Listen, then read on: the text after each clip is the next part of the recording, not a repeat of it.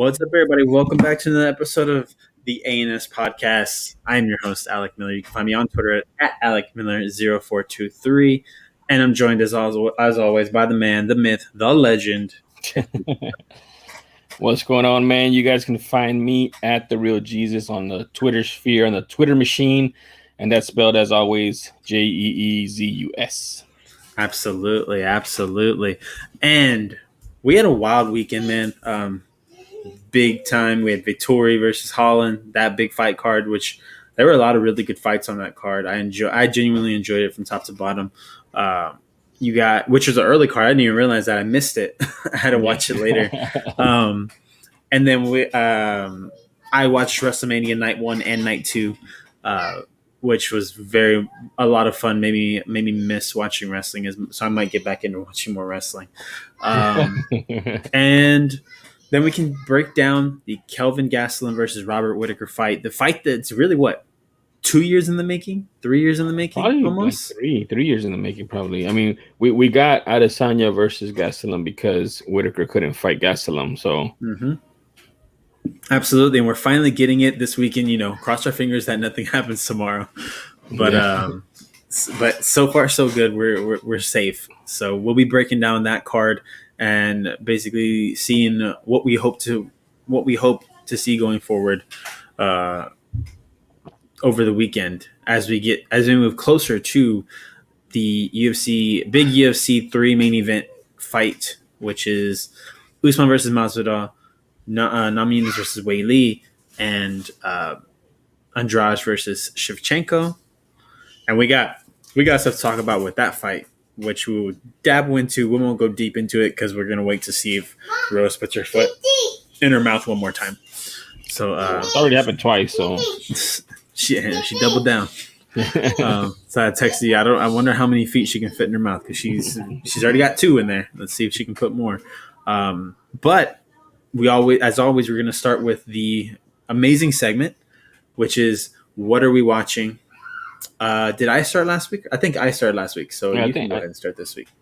All right, so this week, what I've been watching on the show side, man, I can't say enough. I think I mentioned it last week too. Is the cartoon Invincible on Amazon Prime?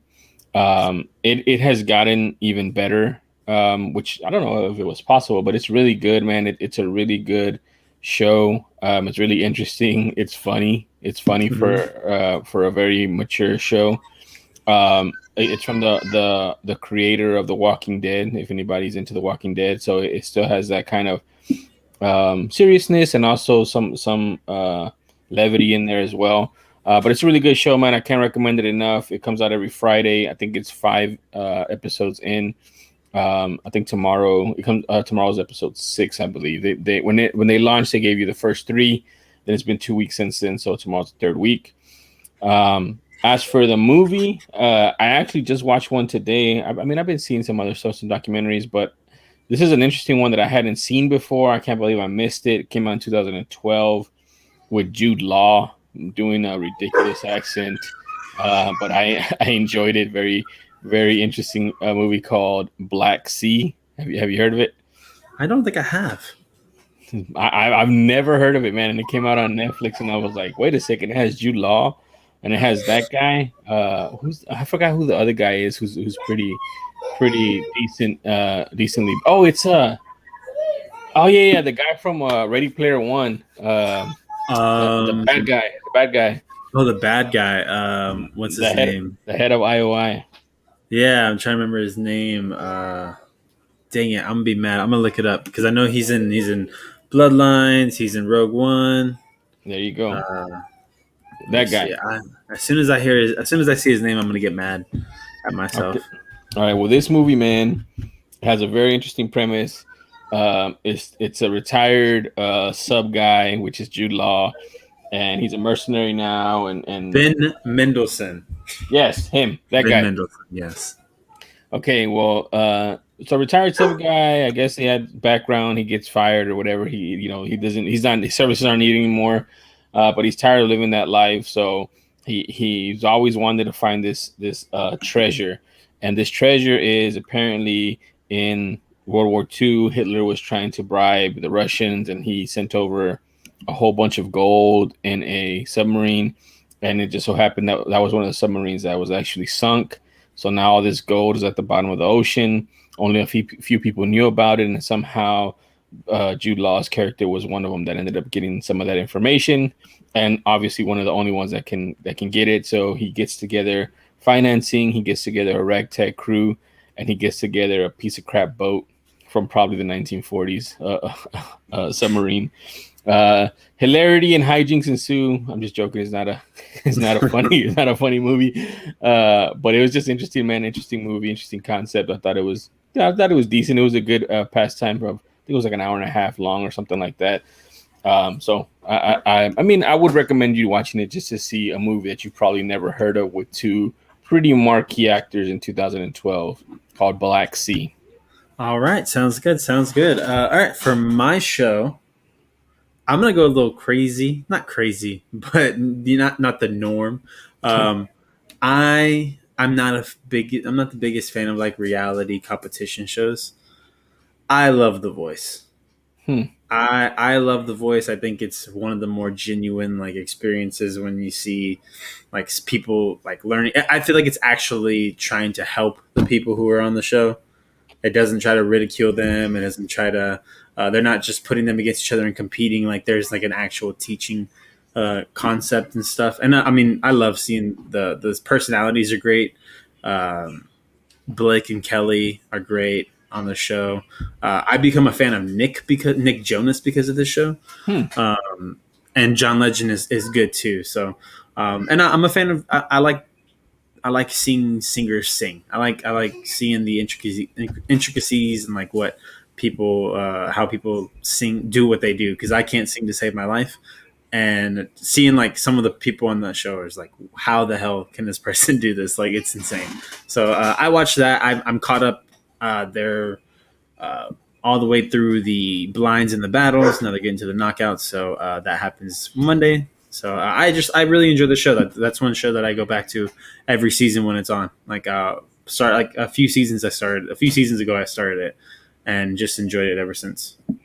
Man, I've never been into it, man. I always see I'll either see like snippets or highlights or on the next one or whatever, and I was like, that's pretty cool, and I just never get around to them. One thing that we have been watching that's I guess kind of similar is that Masked Dancer kind of deal or something like that. Is that so like the dancer because they have the singer one, but then they just started the dancer one, Masked Dancer. I don't even know what it is, man. But my kids have been like beating me up to watch it, and we'll watch little snippets of it every once in a while. So that might be something that I end up having to watch with my kids. So, but yeah, man, that's a popular one. I get it, man. I mean, it's entertaining, it's fun, and it's just a pastime right now, man. Because it's not. Yeah, it's good to see some really good singers sing songs. It's nothing crazy. You know what you're in for. That's my problem sometimes with it is I do fall off because it kind of does like enter the. Because after I love the blinds. The blinds is my favorite part. When you have the different singers and they turn their butt, they hit their button. And the singer, if multiple people turn their chairs, the singer gets to choose. That's probably my favorite part of the show. Once I get into more of the like live performances and it turns into American Idol and all that. So that's where it kind of like fall off sometimes. I'm gonna try not to. I'm gonna try and hang in there and watch the whole thing because I also do love because Blake has been on every season. Kelly's been on a lot of seasons after I believe after Christina left they brought in her and then John is on there for a few seasons. This is Nick's second season, so they do get very braggadocious about their wins. They get highly competitive, and that's always funny to see. Like Blake talking about how he's won the show like 10 times or whatever. Yeah, I've always felt that those celebrity things that bring out the real competitiveness out of them is really interesting. Like even like celebrity basketball games and stuff like that. Like that's really interesting to me. I'll watch those just because you get to see celebrities in a different environment than what they're used to. Yeah, they're pushing each other, they're competing. It's a lot of fun. All right, so for movie, so I had two that I watched this past week. I'm gonna just because me and you've already talked about it a lot. Um, you know, Godzilla versus Kong. That was a great movie. Enjoyed it for what it was. I think if you're a critic and you were expecting more from that Hmm. movie, I kind of wonder why you're reviewing movies. Uh, like Godzilla versus Kong, dude. Like, come on. all the reviews I've seen are like, oh, the human character, the human story was boring. Duh. They put all their money into the Into the amazing fight that we got. Like Yeah. it Well, was dude, awesome. they said Godzilla and Kong still haven't figured out how to incorporate humans into their storyline. What are you talking about? It's a I don't care. huge monster rampaging through a city. Like, what I mean, Like I don't care. And you know what? I'll give Godzilla versus Kong even more like credit because they tried something that I don't think anyone's really tried, and that's the idea of like the Hollow Earth. Because I think about yeah, how wild that is. But the Hollow Earth, when they introduced that, I was like, I'm listening. yeah. I was like, okay, continue. Yeah, I And was then like, it's my brother got turned inside out, or he said something like that, and I was like, he got okay, like okay. crushed immediately. I'm like, oh, this is interesting as hell. And they're I like, oh, was we're like, gonna have Kong lead us. Like, okay, let's see what dude, happens with I that. was thinking like, please, just show one of them getting crushed immediately and see how they how they Oh do. man, that'd been amazing. It reminded me of like, did you ever watch that movie, The Core? Yeah, yeah, dude. That's kind of what it reminded me of. It was like, that's all down there. Like, god damn. Like, what are we doing It's- out here? Like, we're just yeah. literally scratching the surface. Oh man, like the core makes you have like an existential crisis because you're like that is inside of this earth. Like we shouldn't be here. Dude, The like, earth should not be a thing because there's a ball of like heavy molten metal. yeah, dude, Like like, there's so many things that can go wrong on our Earth, dude. Like, you know, yeah, it give you an existential crisis, especially like oh, don't get me on existential crisis. I've been having if I partake in something that isn't necessarily illegal here in Texas, sometimes I get deep into like a simulation thought process, like the simulation thing, man. And I told my girlfriend, I'm like, it's scary sometimes. Like I'll be sitting here just like tripped out, like thinking. I'm just like, what if this is all like a simulation? And then I look at my girlfriend, I was like, is she in the same simulation as me, or is she a simulation to keep me like good? And I told her dude, that, and she was like, "Wow, you don't think I'm real?" I was like, "I didn't say that. I'm just, it the comes up." the probability of us in a simulation is higher than 50%, I believe, or something crazy like Yeah, that. isn't that wild? Yeah. Like it's so crazy. Even though like my first thought is like, if we are in a simulation, who's got us in this? So I always thought like, if it was a simulation, I would like not. I feel like our lives should be better. But then I think back to the Matrix and how the architect said, if it's a utopia, the human mind will reject it because it's too perfect. Exactly. We can't deal with too perfect. We have to have a shitty ass Yeah, we reality. have to be poor. But Yeah. yeah, so that but then with the with the Hollow Earth theory, I was like, this is a little crazy, but it was pretty cool to see that actually like done, and that fight that Kong has with I forgot what it was. He had one of those fights with one of those monsters because it was going after the people. Yeah. And dude, and then during the movie, before the movie started, I was like Godzilla all the way because I love Godzilla. In the movie, Animal. I was like King Kong, dude. King Kong has a Yeah. messed up story. I was like Godzilla. I was like Godzilla is kind of being a dick. Like Yeah, no, dude. Well, Godzilla was being a dick because they were using the kaiju stuff, dude. But I know, uh, but at the same time, he was like, "Yeah, but he was basically with the first time he was like, "Yo, you came to the wrong place. I'm messing you up." yeah, And so uh, that's what I was like. He's kind of being an asshole. yeah. But I think the little girl had a lot to do with people picking Kong. You know that little girl is going to be a big star. I think she was just really good. Honestly, Uh, the part that got me was whenever she told him that that there was Godzilla. possibly when she told Kong that Oh yeah, there was possibly family down there, and Kong took off. I was like, that's like that's like character building with yeah. with a monster. Like you made me really genuinely care for someone because care for a giant CGI gorilla. Dude, for me, it was the Mecha Godzilla, man. Like, I just love Mecha Godzilla. I love So everything sweet. mecha robotic. Like, okay, I'll give you a prime example too. Like, you know who this guy is? I don't know if you can see Let me him. see. Uh, no, it looks like a freaking Ninja Turtle. It is a Ninja Turtle, Oh, but okay, the it's Mecha metal. Ninja Turtle. Yeah, it's a metalhead. Oh, see, I don't know. I don't know my Ninja Turtles like that. Oh, dude, I just love that stuff. Like whenever they make some sort of robot, I don't like. Even there's one in Superman that's made Yeah, out of yeah, Cyborg Superman. yeah. I think it's called, is it Steel? Because I think it's called Steel or something like that. oh well, there's Uh, actually like there's genuinely a villain named Cyborg Superman okay, in the DC yeah, in the DC world. that's what I'm saying, man. And so them bringing in Mechagodzilla and him having a pretty cool. I didn't like the whole thing of how he got bad. It should just made him bad to No, begin with. I liked it. It's I just liked it's that's happened so many times before where it's if it blitzes out and all of a sudden has a mind of its own. I don't like that aspect of it, but I do like him being bad and just going crazy and kind of handling up on Godzilla until Kong came and helped him out. I thought that was pretty cool. it. My son did call Mechagodzilla before, a long time before. He's like, "Oh, they're gonna have Mechagodzilla," and I was like, "There's no way. It's already Godzilla versus Kong. That's already big enough." See, I saw the theory that it was possible.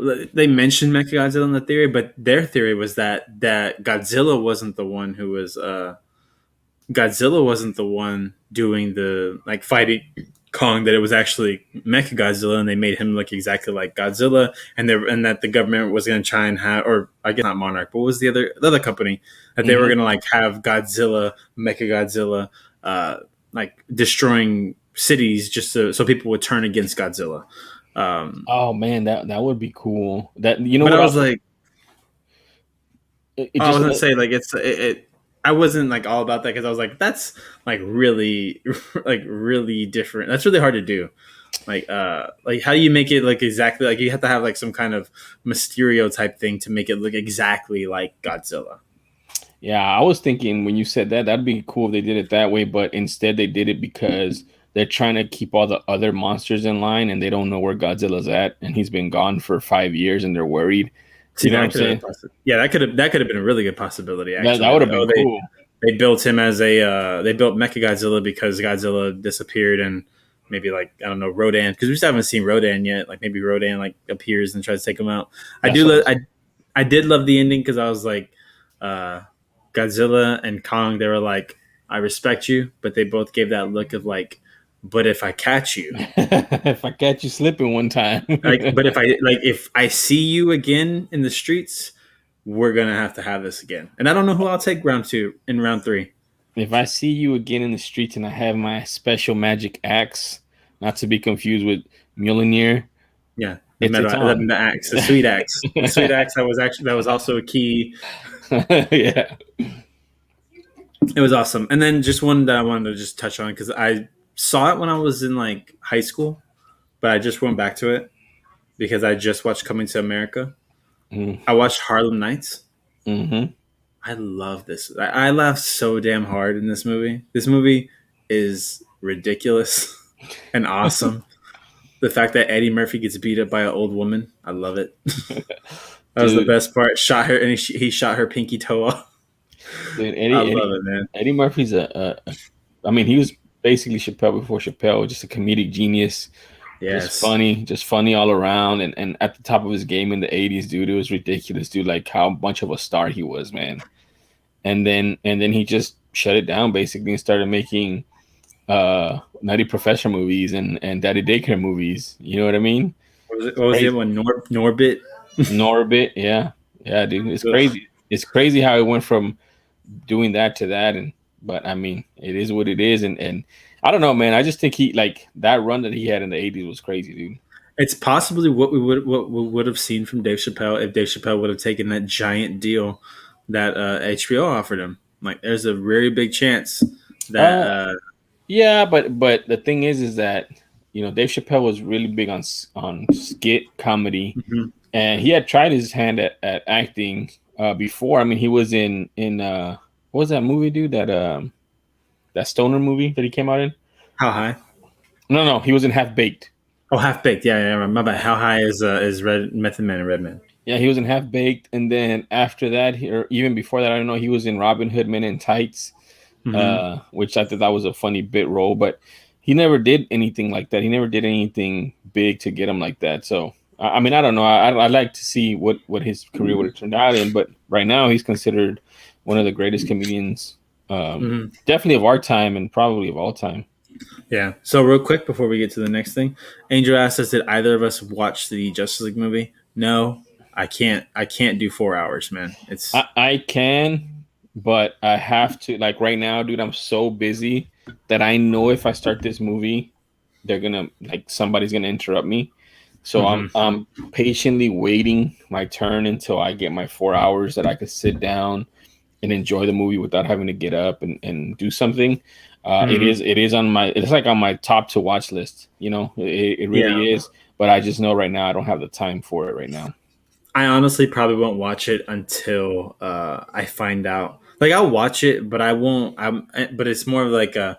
I'll have to watch it like it's a mini series, watch an episode here and there, and I'll eventually get to it. But like if they announce tomorrow that they're restoring the Snyderverse, Then you watch then I'll be it. like, okay, let me watch it so I can catch up. But I'm not like rah rah for a Snyderverse. I don't really care. Like Well, I didn't care to see Justice League, Snyder's Justice League.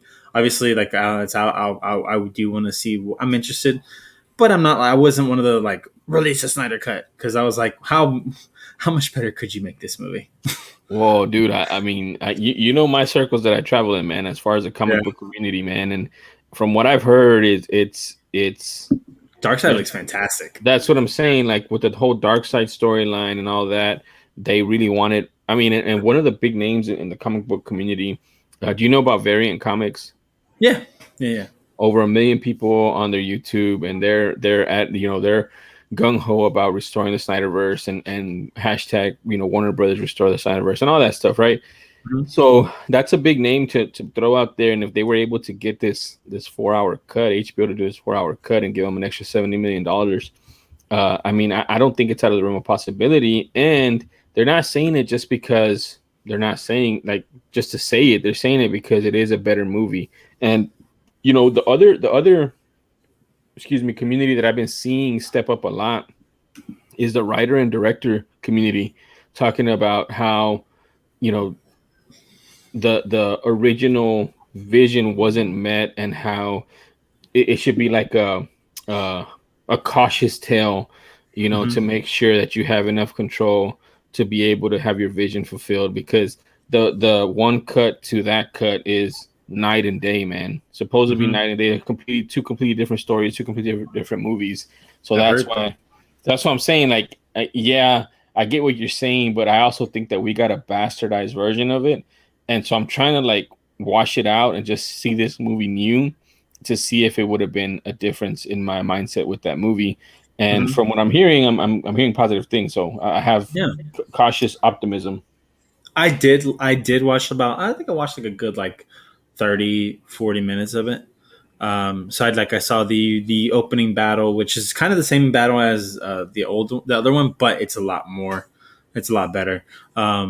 Which is Steppenwolf getting the first mother box from the Amazonians.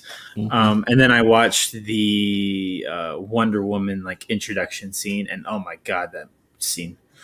It was so good. Like it was amazing. Well, dude, they So also much better than the one in Wonder Woman 84. Just saying.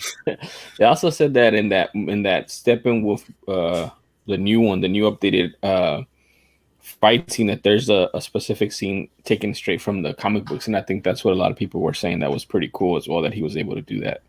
Yeah, so I'll eventually get to it. Like it's just I'm not going to dedicate an entire 4 hours to it. I'm probably going to do it like a mini series and kind of on my own time. And like Angel says right here, it's not really worth it. At the same time, I probably wouldn't have bought HBO Max just for this. But I don't. That's not why I buy HBO Max. I buy HBO Max because I like the content that they have, and I also Mm-hmm. use it to watch like Wonder Woman 84. I got it as soon as I found out their entire slate was going to be on there. I was like, I gotta have it because Mm-hmm. I'm not going to go to the movies anytime soon. It I makes mean, sense. now it seems better, like more likely that I'll go. Like I'm pretty sure I'm going to go for Black Widow to the Mm-hmm. theaters, but especially because we'll both be completely vaccinated, so Mm-hmm. I'll feel more comfortable. But I mean, shit. I mean, we're getting the Suicide Squad in a few months. It's hard not to get that. All they Yeah. need to do is just make a Harry Potter show, man. Come on, HBO Max, what are you doing? One thing too that I just saw and I forgot is the New Mutants is on there. I think it started streaming this month Oh, it on did. HBO Max. Yeah, I mean everybody doesn't like it. I've heard a lot of bad things about it, but I'm still gonna watch it, and that's part of the reason too why I have HBO Max because I don't care about that damn movie. I had so much invested in that movie now. Like I have to see that movie now, just because we waited so long for that damn movie, man. Yeah, I want to see it because I'm gonna support Maisie and Anya Taylor-Joy anytime I can. I love them, and to see magic on the screen for the first time is gonna be cool.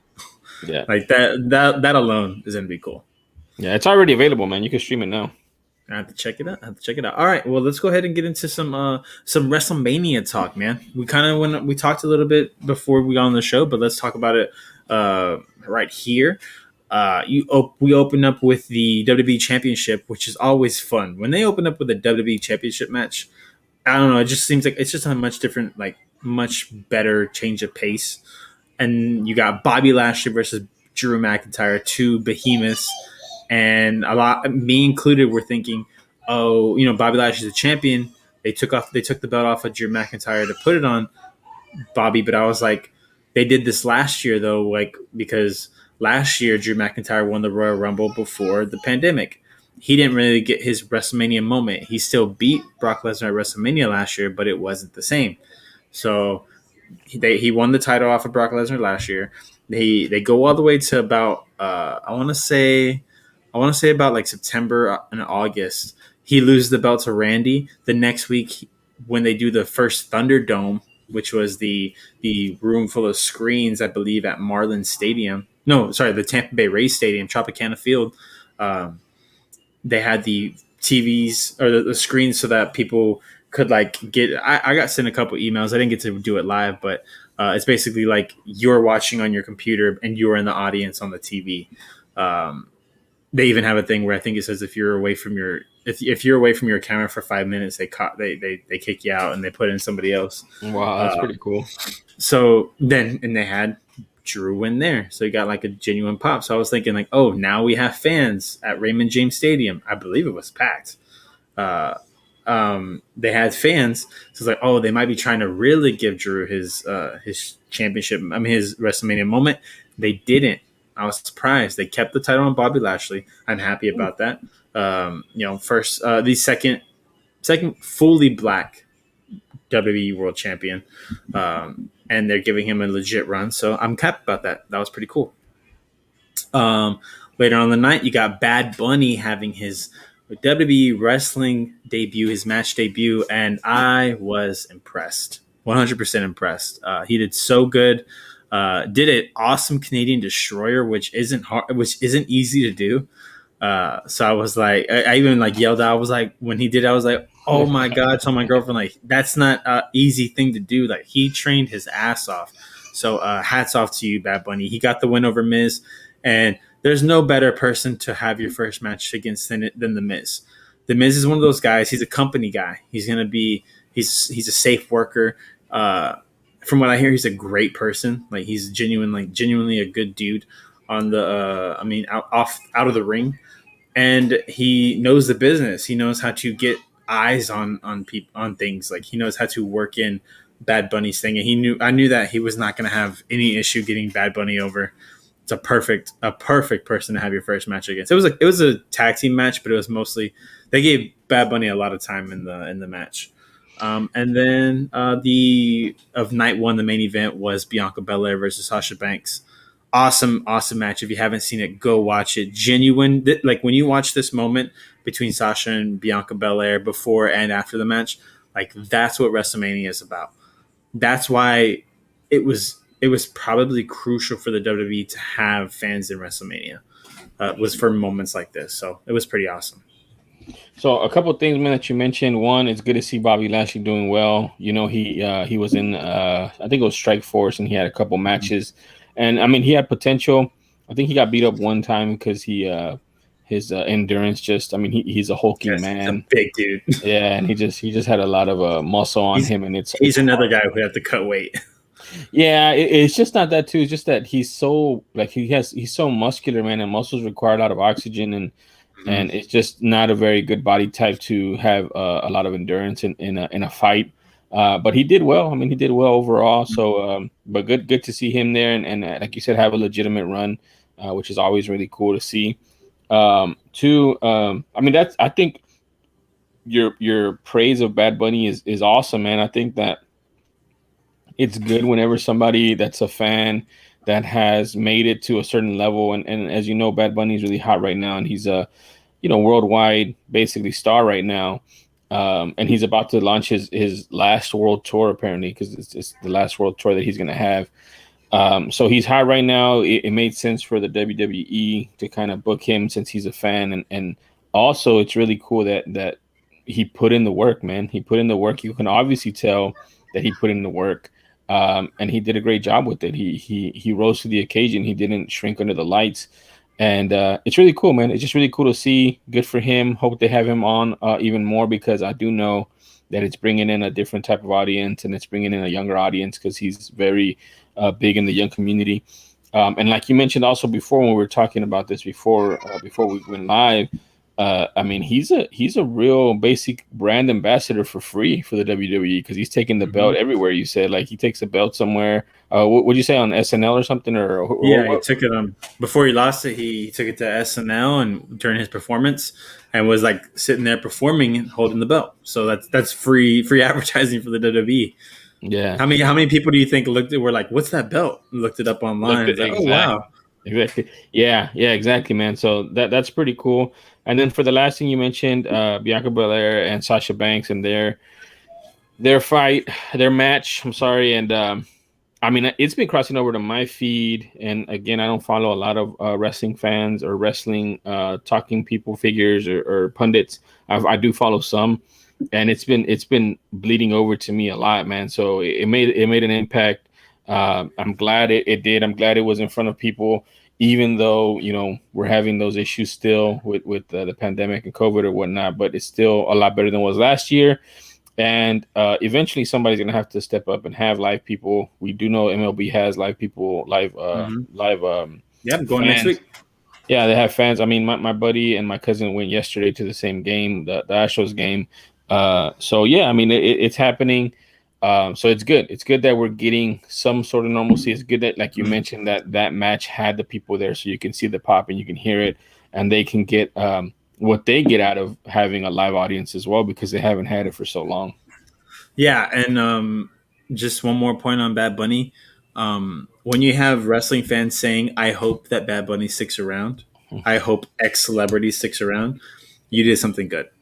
You did a great thing. I was going to try to ask you, or I was going to try to say, how would you compare? But they're not really comparable, because Kane was an athlete already, but he also kind of I don't want to say impressed, but maybe surprised people with the moves that he was pulling off on his debut as well. Would you say that they're kind of on par when Wait, they who? debuted? Cain Velasquez? Oh, I don't know, man. I think I might put Bad Bunny above Kane. I think Kane. Sorry, you said Kane. I was like, Kane. Don't forget, Kane in your world is a way different Kane than my world. No, I think Bad Bunny just did a little more, but he was also able to. He had some more, I guess.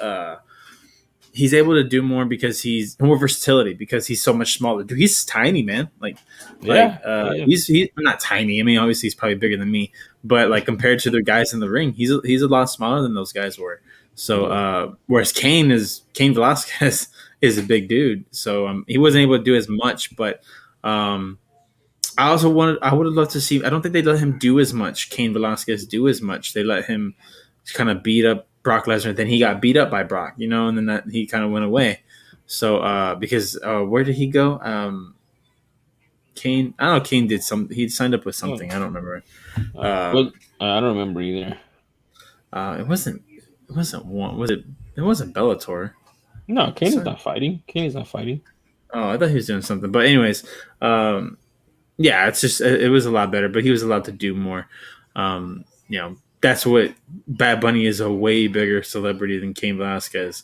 So they wanted to put the spotlight on Bad Bunny. I think the Cain Velasquez is more like a shit, like people who know Brock know that this was the man that beat up Brock. So that was more of what that was. But yeah, it was way better, I think. Night two, the first clunker, I think.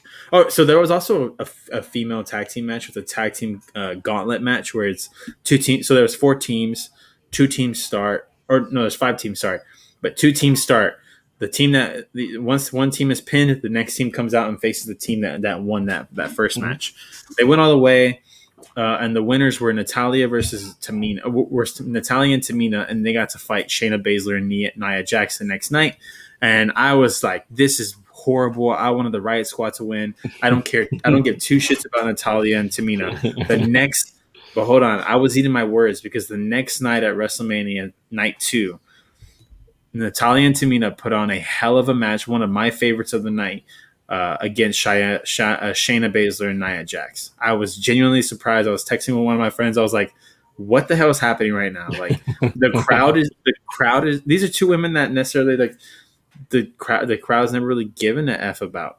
So when I hear the crowd chanting Tamina's name, I texted him and was like, "Is Tamina getting a chant right now?" Like, this is crazy. And then my friend was like, "Yes, and she deserves it." And I was like, "Absolutely, she does." Because it was a great match. Genuinely loved the match. So I had to eat my words. But that's the beautiful thing about wrestling. Sometimes you never know, especially with fans. With fans, the fans let you know. Just like Hulk Hogan was out there with Titus O'Neil hosting WrestleMania. The crowd was chanting for Titus O'Neil, and they were booing the hell out of Hulk Hogan, and I loved it because I hate whenever companies say, "Hey, this guy said a racist thing. You know how we can make that work? We put him with a black guy." Like that doesn't work. Like they're friends. You think I'm going to believe that Hulk Hogan and Titus O'Neil even said 3 words to each other outside of this? Like, get out of here. But yeah, night two. The only clunker really was the only bad match that was the Fiend versus Randy Orton, but because they ended on a cliffhanger, I'll see where it goes to leave my before I give my thoughts on that Fiend versus Randy Orton thing. But at least for WrestleMania, it wasn't a good look. And then you got Rhea Ripley defeating Asuka for the Raw Women's Championship. That was a good match. Definitely go check that one out again. And then you had the main event, which was Edge versus Roman Reigns versus Daniel Bryan for the Universal Championship. Whew, this match, man. What a way to end night 2 of WrestleMania. This is also one I would definitely recommend you guys go watch. Beautiful storytelling. It's brutal at times. To see Edge back in full force and to put on a performance like he did was awesome. Unfortunately, he didn't get the win. Roman Reigns did get the win. And I saw people complaining about like, well, why did they let him win number 1 at the Royal Rumble? Just because he won, because he was the number 1 in the Royal Rumble and he won the whole thing, doesn't necessarily mean he should win the title. If they have plans for Roman Reigns to be the champion, then let's see those plans play out. He's been doing great as champion in his heel run with Paul Heyman. He's been doing great. Why, if they have more plans down the line, maybe don't question it. Maybe just, let's let it play out. That's my biggest thing is let things play out. This isn't the UFC. This isn't the UFC where like you can be mad about a certain result. Like there's a plan there. It might not end where you want it to end, and then you can criticize it, but don't criticize something before the plan's been completely laid out. So that's all. I agree, man. I think it's tough to do though because you want to see where it's going, but I mean that's the whole point. That's the whole beauty of it, man. Like the twists and the turns. I was so pissed off that Edge didn't win, but I was like, "But what a fucking match! Like, damn, that was a great match." So I'll get over it in the next couple of days. So I'm not gonna go to the internet and be like, "This is bullshit." I don't watch wrestling I've never watched wrestling to give me what because they give me what I want. Like that's not the case. And like Vince McMahon has said before, the fans don't know what they want. You think you know. He's using the Steve Jobs. What is it called? The mantra on advertising. Why don't you advertise? Because not advertise. I forgot what it was, but he basically said because they don't know what they want until we tell them. That's basically that's Vince. That's Vince 100%. And you know what? The match is great. I'm not gonna complain about the match. If this is how we see Edge go out, guess what, guys? Every wrestler goes out on their back. That's just kind of how it is. I'm just happy that we did get to see him in his last. If this was, we don't even know if it was his last match, but if this was his last match, I'm just happy we got to see that because it was taken from us way too early back in, I believe it was 2012. Like he was forced to retire way too early, and to be in the same match with Daniel Bryan, who also had having to retire stint where he had to retire from the WWE because medical technology and medical techniques just hadn't advanced fast enough, hadn't advanced enough for him to be able to come back. And same with Edge. But now that we are, his concussions aren't as. His neck isn't as much of a problem. Neither is Edge's. Like they're able to properly heal that, and they're able to come back. So that's really cool that we got to see that. But yeah, that was WrestleMania. Looking forward to the next pay per view, which is Money in the Bank. So that's gonna be fun. And when is that? That should be in May. Probably end of May, most likely. But Okay. yeah. All right. Let's get into the good stuff, the really good stuff. And we got Vettori versus Holland. Just go ahead and give me your opening thoughts, your general thoughts on this card.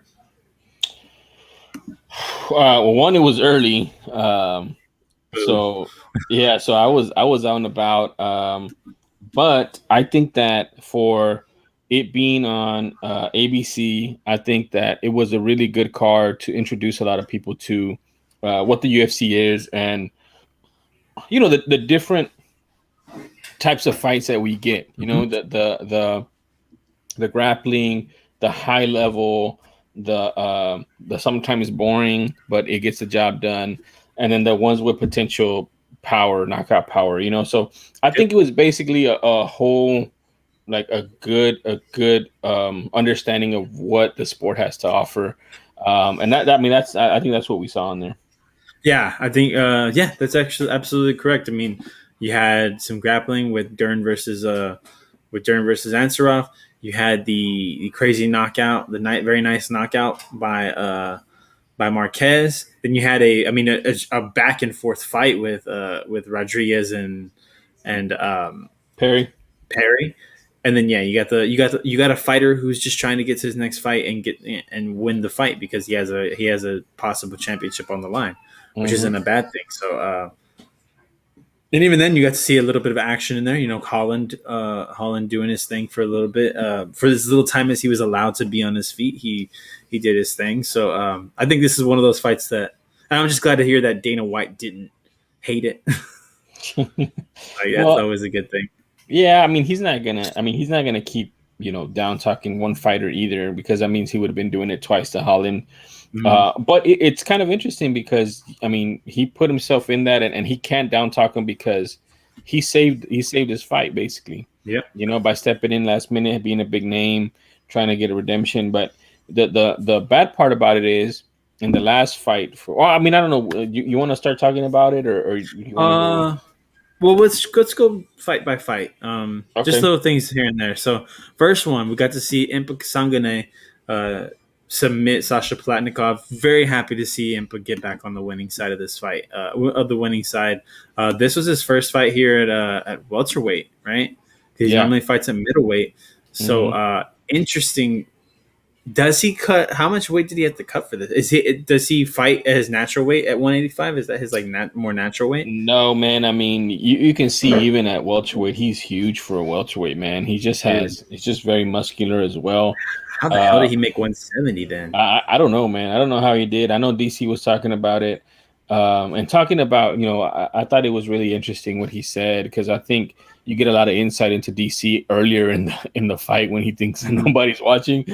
But he talked about, getting knocked out the first time and really having to go back to the drawing board. And when you go back in, a fighter has, and he mentioned a fighter, he didn't say himself, but has fear, but not just fear of getting knocked out, fear of like not deserving to be in that octagon with the other person or things of that nature. Like all the stuff that basically went through his head when he got knocked out by John Jones. Yeah. And then having to go back in there and fight.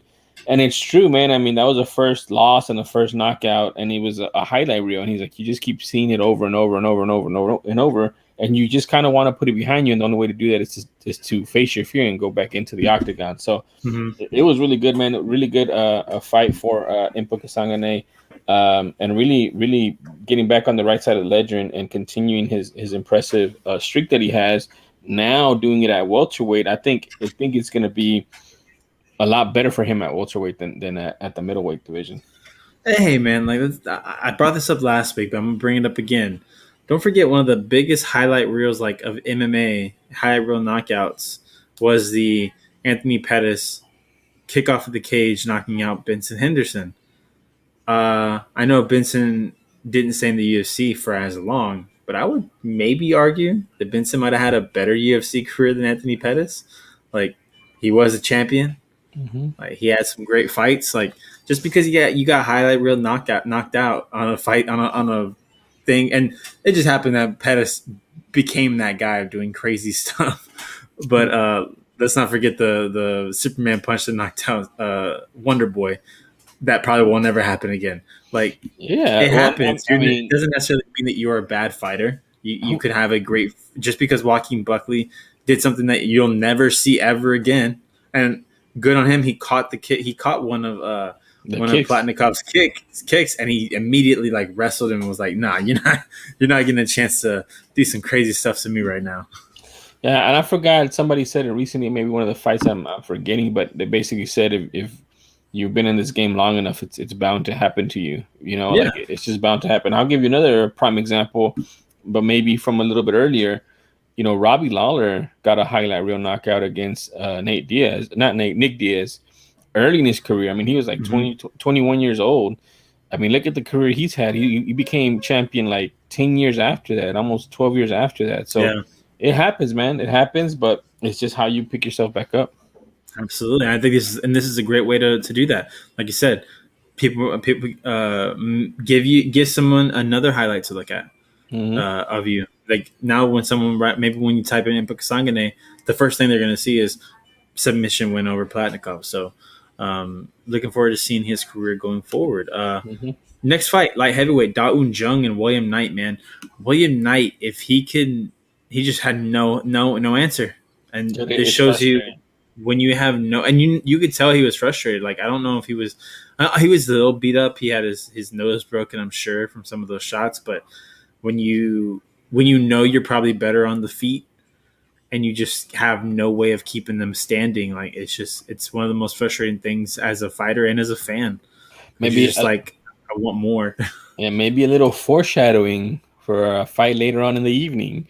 But yeah, man, I think it's frustrating because it was the same type of takedown.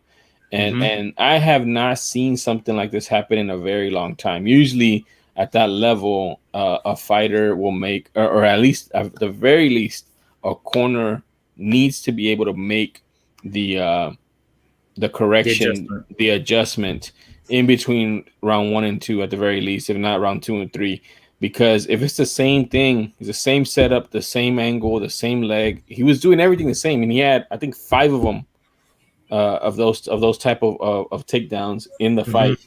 And I mean, they will literally, I've seen it. They will literally pull him aside and say, "Look, the next time he grabs your right arm like this and he has you by this, he's gonna do this. So this is what you need to do.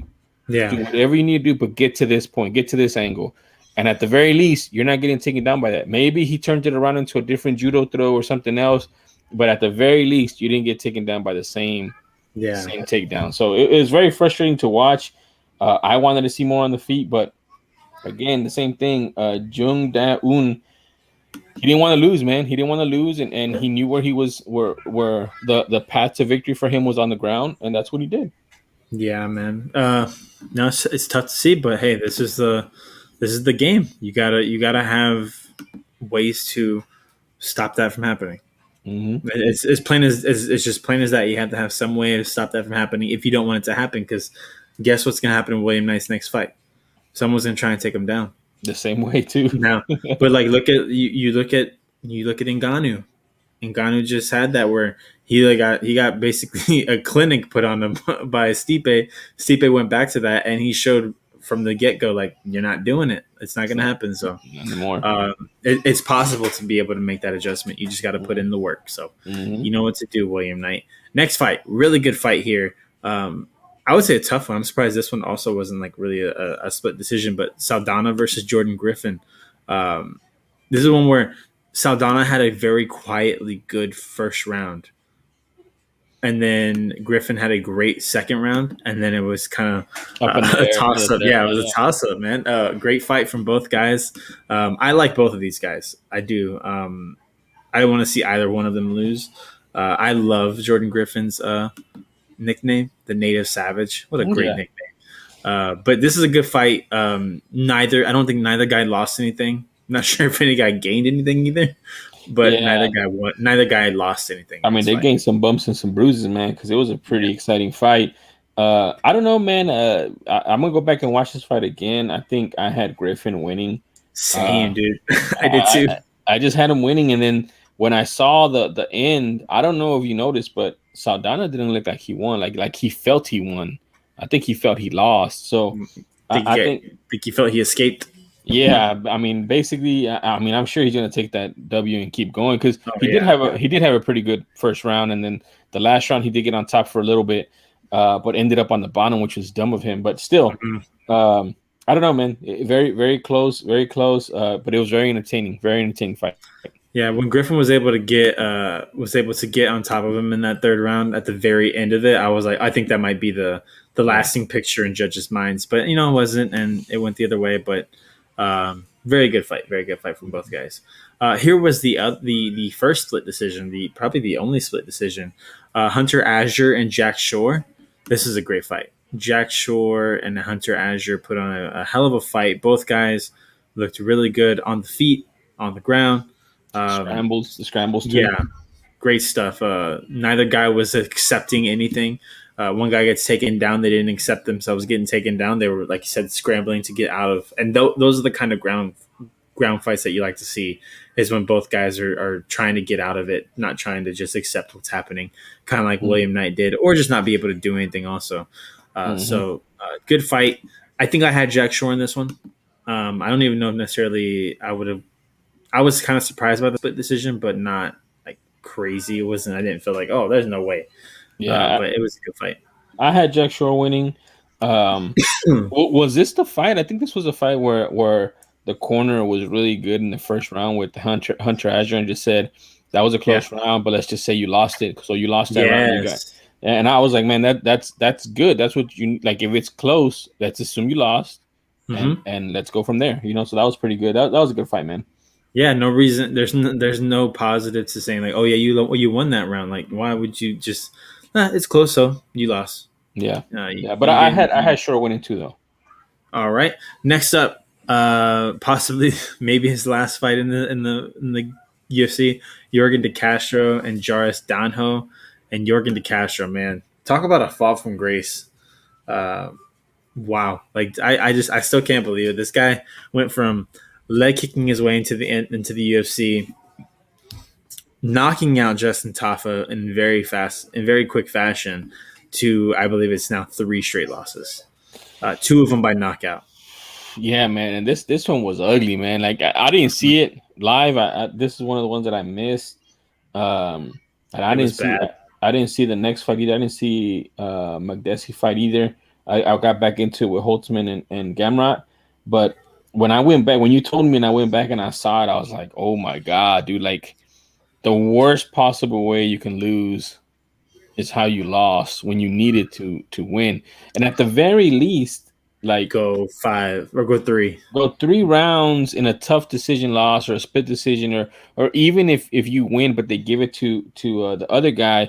Dana White loves it. Oh, I thought he won. I'm gonna keep him around. He fought hard, man. But you get knocked out like that, man, and it's bad. It's bad. I don't think he's gonna be around much longer. Yeah, man. It all started with that Greg Hardy fight. Seems like ever since he hurt his leg in that fight, he just hasn't been the same. But it's not like But it's also not. It's not like guys are taking him out by kicking his leg out. They're knocking him out. He's lost his chin. Maybe he needs to go somewhere else to find it and maybe try again. But yeah, tougher Jorgen. Good for Danho though. Good to be looking to see what he can do going forward Mm. in this heavyweight division. Next up at lightweight, Magdesi versus Bahamondes. This was Mhm. another one where I was not surprised by the result. I was surprised by how close it was because there were points where I thought Magdesi was kind of ruling the fight, but then DC mentions uh, you don't really know how much just because I think he might have rocked him a little bit. I think Bahamondes rocked him a little bit and then he got taken down. Second round, he looks really good, and then Magdesi just kind of does what he needs to do in the third to get the win. So when finding out it was this close, I was definitely surprised. But I think the right guy won in Magdesi. I think he looked really good on the feet and on the ground. So good fight between these two. Yeah, I need to go back and watch it, man. I didn't watch it. I just saw I literally turned it on, and it was Magdesi getting his hand raised, and that's all I saw. Okay. Next up, another lightweight fight. We have Gamrot Matuz Gamrot knocking out Scott Holtzman in the second round. Gamrot, man, looks powerful for this division, dude. He looks so damn powerful, So, knocking out Scott Holtzman the way he well, did. yeah, man. So coming in, man, Gamrot is kind of like a prospect.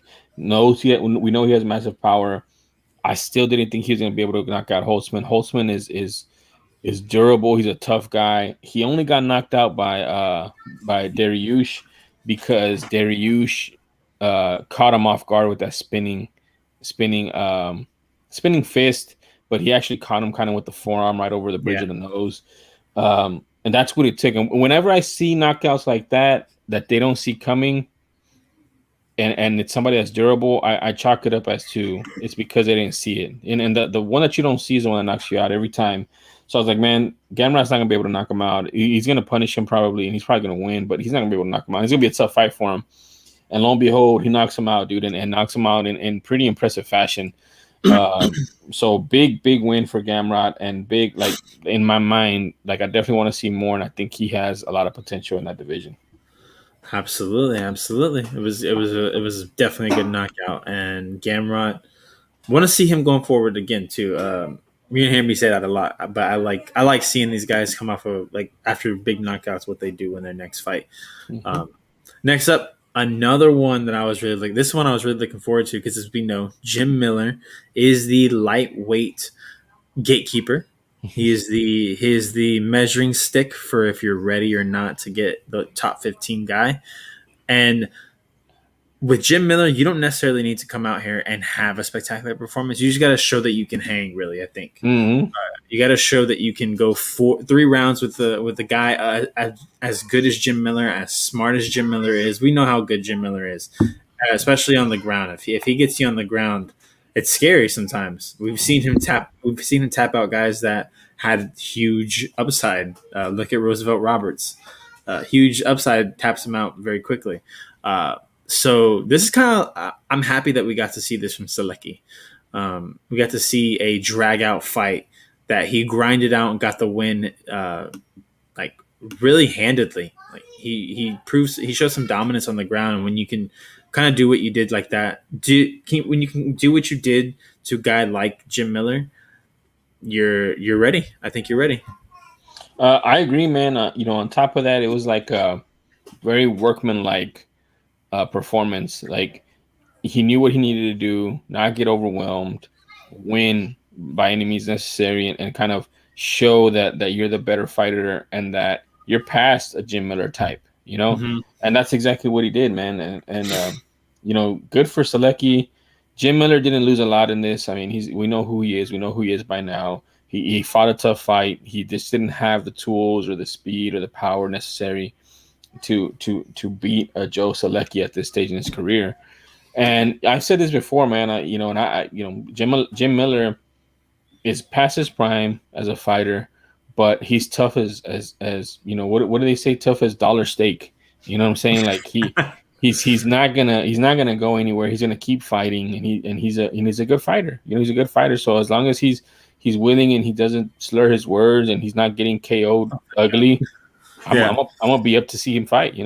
Absolutely, and it's cool to see him fight these younger guys, man. Like to see these young guys get a chance at at a guy who was top tier, but is now, obviously his skills have waned a little bit, but he's still very formidable in there. And if you do sleep on him, he will get you. He will catch you. Mhm. So it's one of those guys that you got to really, you got to be, you got to be ready for a Jim Miller. You can't look past Jim Miller. You can't sleep on Jim Miller. It's funny because it's like he's like a one of the minor bosses in in Yeah, a game. You yeah, know what I'm saying? Like you got to get past him to get to the other bosses, but he's still a boss. You know? absolutely. Like you can't sleep. You cannot sleep if you don't have enough potions to fight this man, enough health packs.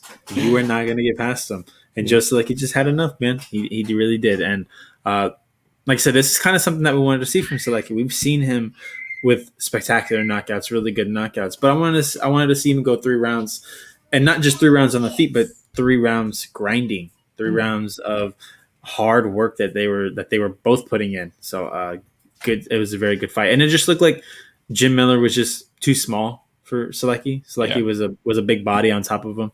Once Selecki got on top, and that's a good thing in this division, this lightweight division, because Yeah, there's a lot I of big wouldn't say, guys.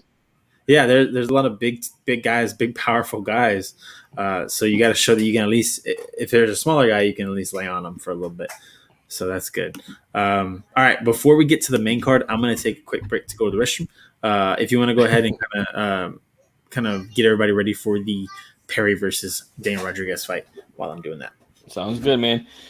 All right, man. So the beginning of the fight card, which me and Alec talked about last week, was gonna be Mike Perry versus Daniel Rodriguez, which we felt is a very good intro as a fight for the ABC crowd, just because it was basically guaranteed fireworks. These two guys are bangers, strikers. They're not gonna wrestle a lot. They're gonna be on their feet most of the time, kicking and punching. Both of these guys have huge knockout power. Both of these guys fight at a high level. And both of these guys have crazy stories coming in. Mike Perry having his issues outside of the octagon. I think being under some sort of investigation for potential incident he had with his ex-wife. I believe it was ex-wife. And then Daniel Rodriguez, the unheralded fighter who made his debut last year and has just been on a tear and been knocking people out. I think he only has one loss in the division. Actually, he was fighting at 185. So I don't know, just a good stories behind them, and a good intro fight for the ABC crowd. Both of these guys are pretty big for the division of 170. I don't think they can go down to 155. Daniel Rodriguez was fighting at 185. But it was just an interesting bout on paper to see how this fight would end. I personally didn't have it going out of the first round. I thought Mike Perry was going to go in there reckless and get touched up and knocked out.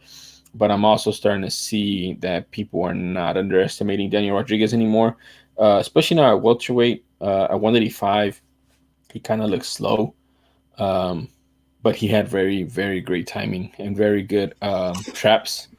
So I was just talking about Mike Perry and Daniel Rodriguez, and how Rodriguez was coming down at welterweight, and how he's been on a tear coming into this fight, knocking people out. And that I figured that this fight wasn't going to get out of the first round. I just felt like Mike Perry was going to come in without a game plan and probably get touched up and knocked out. And we almost had that. We almost had that in the first round. Absolutely, man. That was Mike Perry's tough sometimes, man. You don't realize that, but that is tough. But Dan Rodriguez he fought a very very patient fight. He didn't rush anything. You could see even when he hurt Perry, he didn't rush in there and get caught with anything or anything crazy, because you do have to respect the power of Mike Perry. And Rodriguez just fought. He put on a clinic of boxing. It's just I don't know. It's something about, like, in this division, this doesn't work. I think because of who's at. You always got to look at who's at the top. It's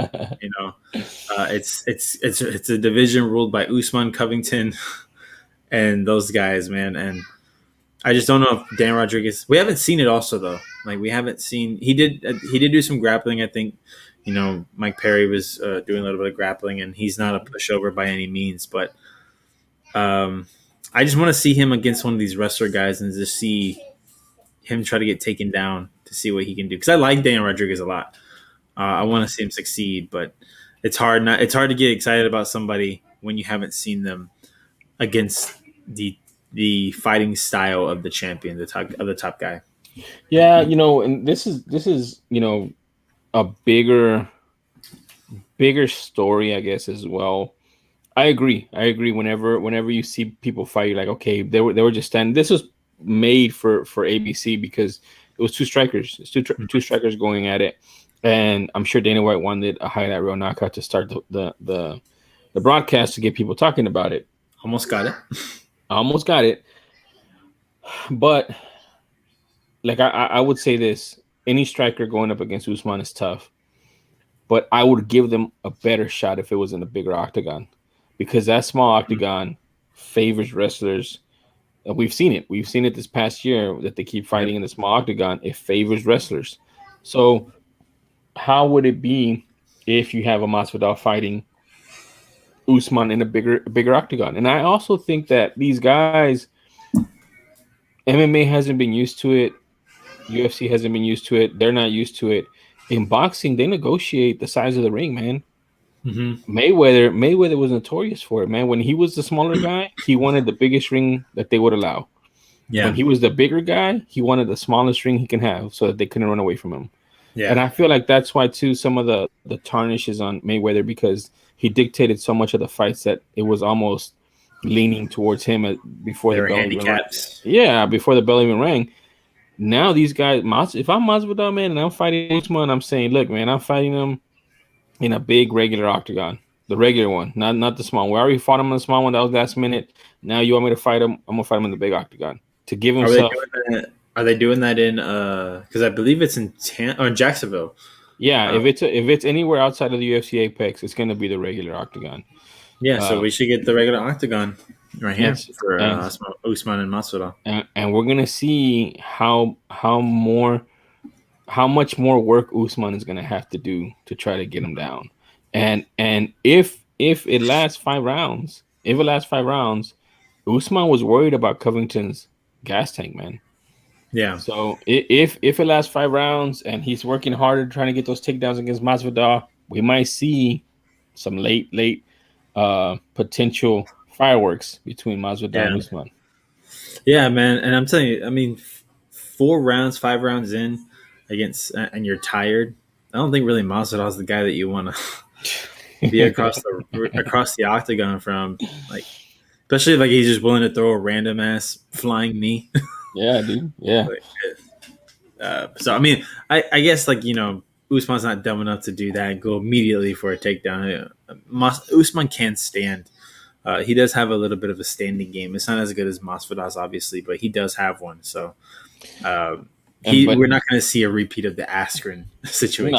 No, we're not. But remember, man, when they're tired, man, being tired, does all kinds of things to people's psyche when they're fighting. So.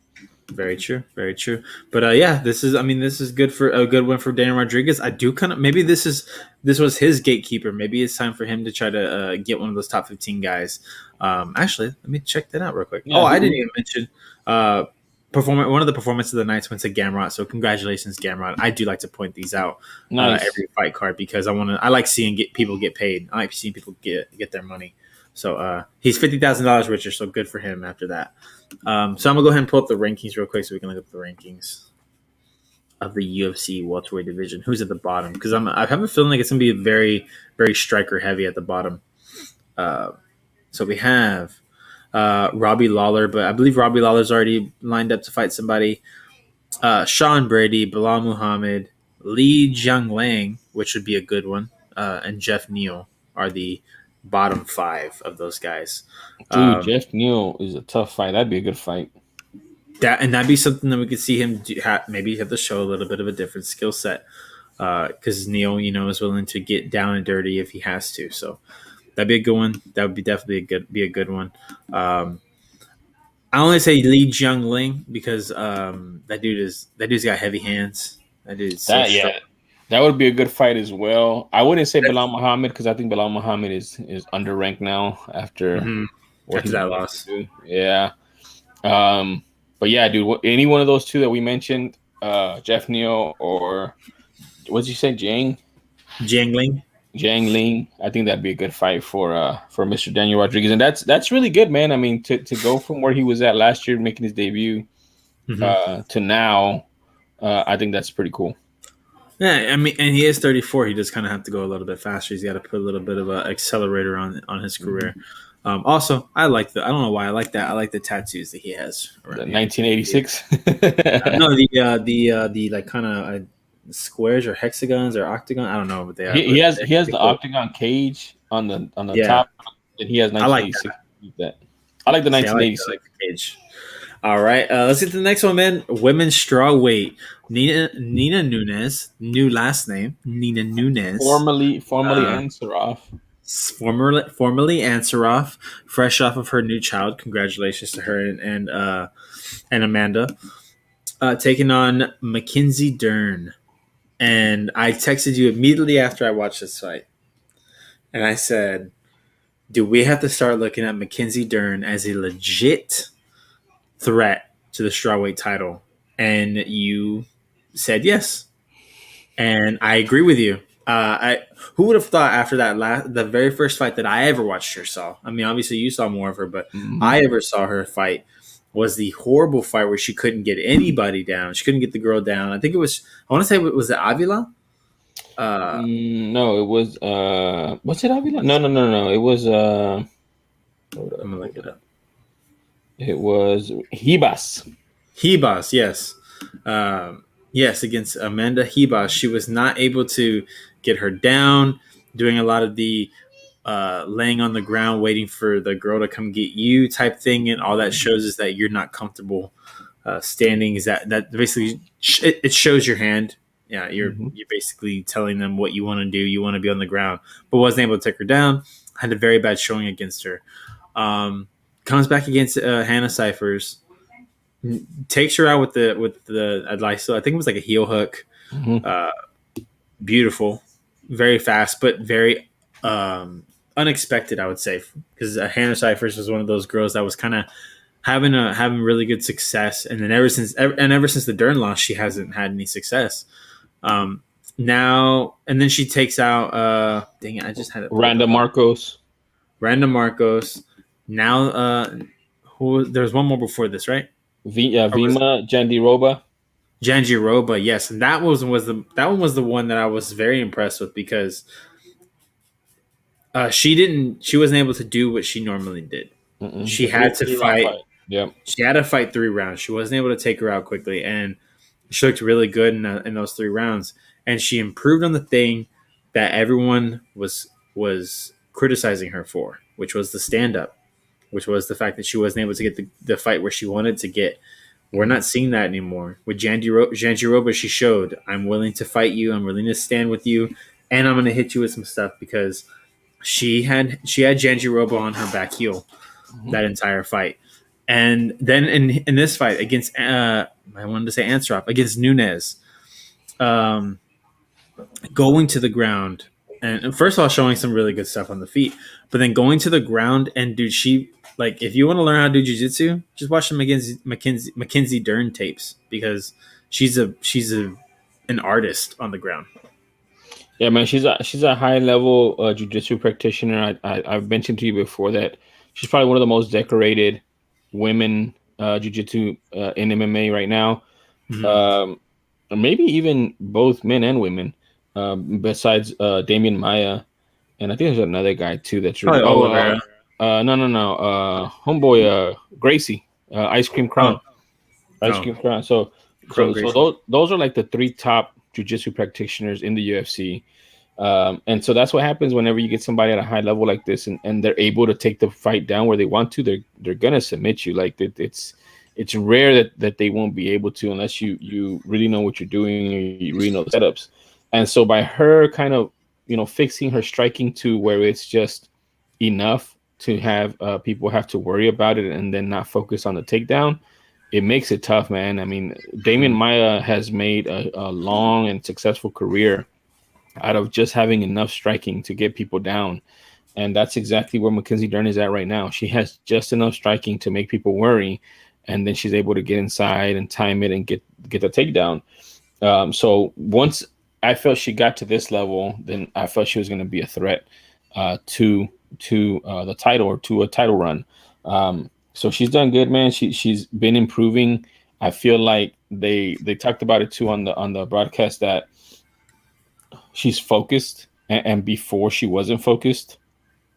And it's Mhm. hard, man. It's hard. Like when you've had so much success at jujitsu, but not MMA, just jujitsu, and you're at the top of the mountain and nobody can touch you, and you go into another profession that's kind of similar to jiu-jitsu, which is MMA, you feel like you're gonna get by doing the same things you got by in jiu-jitsu, but it's different because there's so many more disciplines and so many more things you have to do to kind of set up where you want to be. And Mhm. it took her getting beat, and it took her having a baby to kind of figure that out and realize that she needed to commit 100%. Now, look at the conversations we're having of Mackenzie Dern compared to a year ago or 2 years ago, where she couldn't make weight. And we're like, she Yep. can't even make weight. She can't even make weight. Now that's not an issue. She's going to make weight. We know she's going to make weight. Now we're talking about her competing for a championship and getting that title run going. So it's really good to see, man, with somebody that has that skill set, that great jiu-jitsu background and knowledge, kind of putting things together in front of us and seeing the beginning of the road to a title contention. Yeah, and I would say I'm looking at the rankings right now. Dude, she is ranked number 5 now because obviously when you beat a higher rank than you, especially if it's a handedly higher rank, as Mackenzie was number 11, Nina was number 5. You normally not switch, but you go into their spot.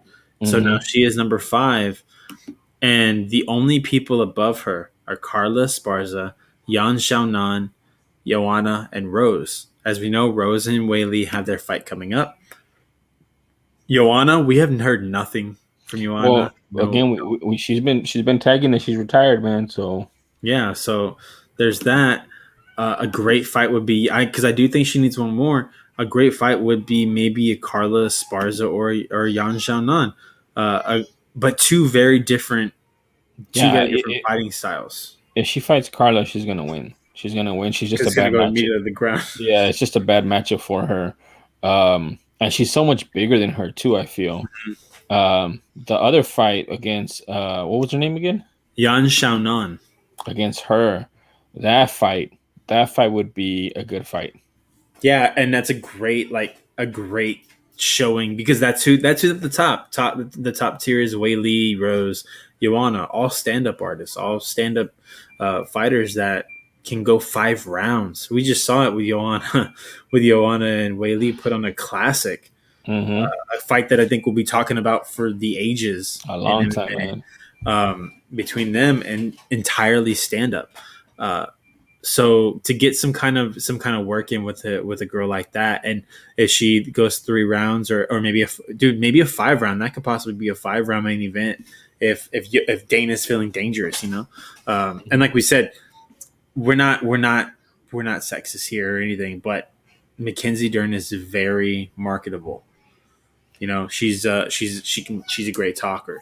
She doesn't look bad when she's doing what she's doing. Like we have to admit that. And trust me, I say the same thing about the NFL. The reason why Trevor Lawrence is such a high rated quarterback is because guess what he looks like? Like he looks like your prototypical quarterback. Quarterback, yeah, yeah, And yeah. that's why he's I agree. marketable. I agree. I think although it would suck, eventual fight between Rose and her would be so marketable, even though Rose shaves her head on purpose so that she doesn't get marketed that way. Yeah. I think that's a huge fight potential. Depending either way, whether Rose wins or loses. No, you're saying Just Rose loses. well, I mean, if she wins and if she wins and Mackenzie Dern keeps winning, they're eventually going to fight. Yeah. No, So I'm just kidding. I'm just messing with you. I don't know. I think Whaley's gonna win that fight, but that's a tough fight. That's one I probably wouldn't bet any money on. when did you become a communist? Is what I want to know.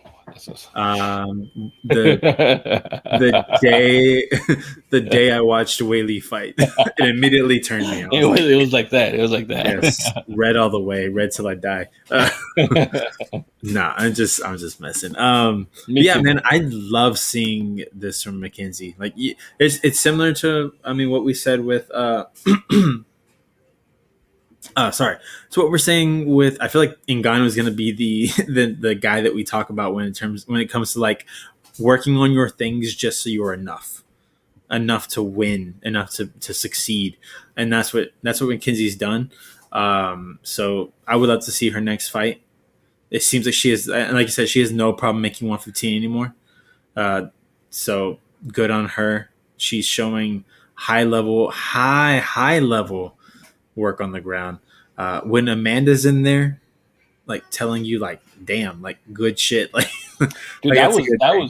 that was so That was weird. cool to see. It was weird though, man. It was like you just beat up my wife, but I'm gonna here, shake your hand. Great job. yeah, let's take pictures together. You know? Yeah, I think they even like messaged you, or they were like going back and forth on like you on Instagram, like, oh, like congratulations on your win. I'm like, uh, first of all, who did she respond back to, or who did Amanda like comment on someone's Instagram, and you're like, hey Valerie, man, Valerie Valerie Loretta. Loretta, Yeah, hey, I think you get a little confident over there. You get a little comfortable. yeah, Nina might have to get her back in check. You know how it is. You know how when you have a wife, like, or you have a girlfriend, like every now and then you gotta be told, like, hey man, you're kind of crossing the line yeah. that you're not supposed to be crossing. You need to relax there, buddy. Yeah, I know you're comfortable. I know we've been together for a while. We're not going anywhere, but just know that that's not okay.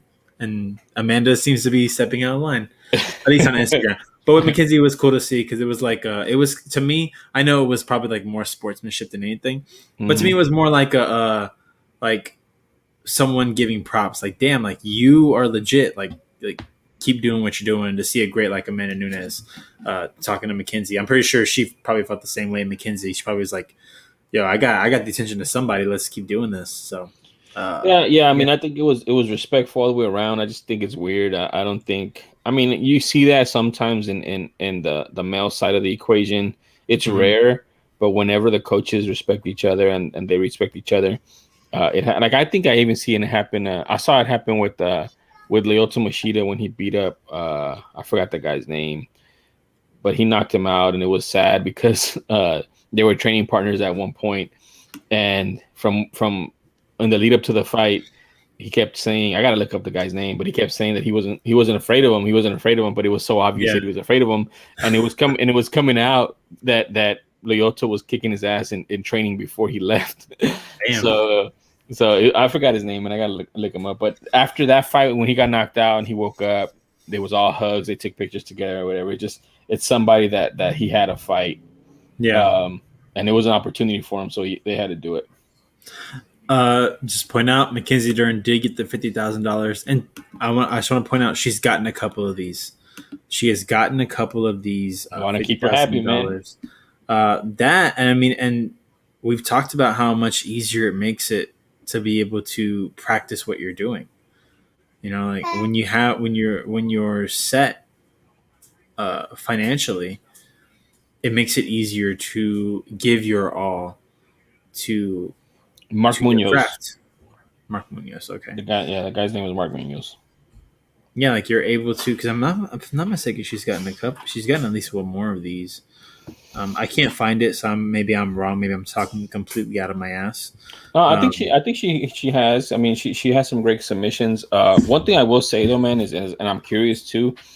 Dana keeping her happy. He knows that she's going to be marketable when her skill set gets there. But also, I mean, she wasn't poor coming into the UFC, man. I mean, she had won so many tournaments. She was well off, mhm. So I know that she gets paid on the higher end of the women's salary scale. But at the same time, that's also like Dana understanding that he has to keep his top performers paid. Yeah, for sure. All right, let's get to the fight of the night, which was Julian Marquez submitting Sam Alvey, and not just submitting him and putting him to sleep, but this is a classic.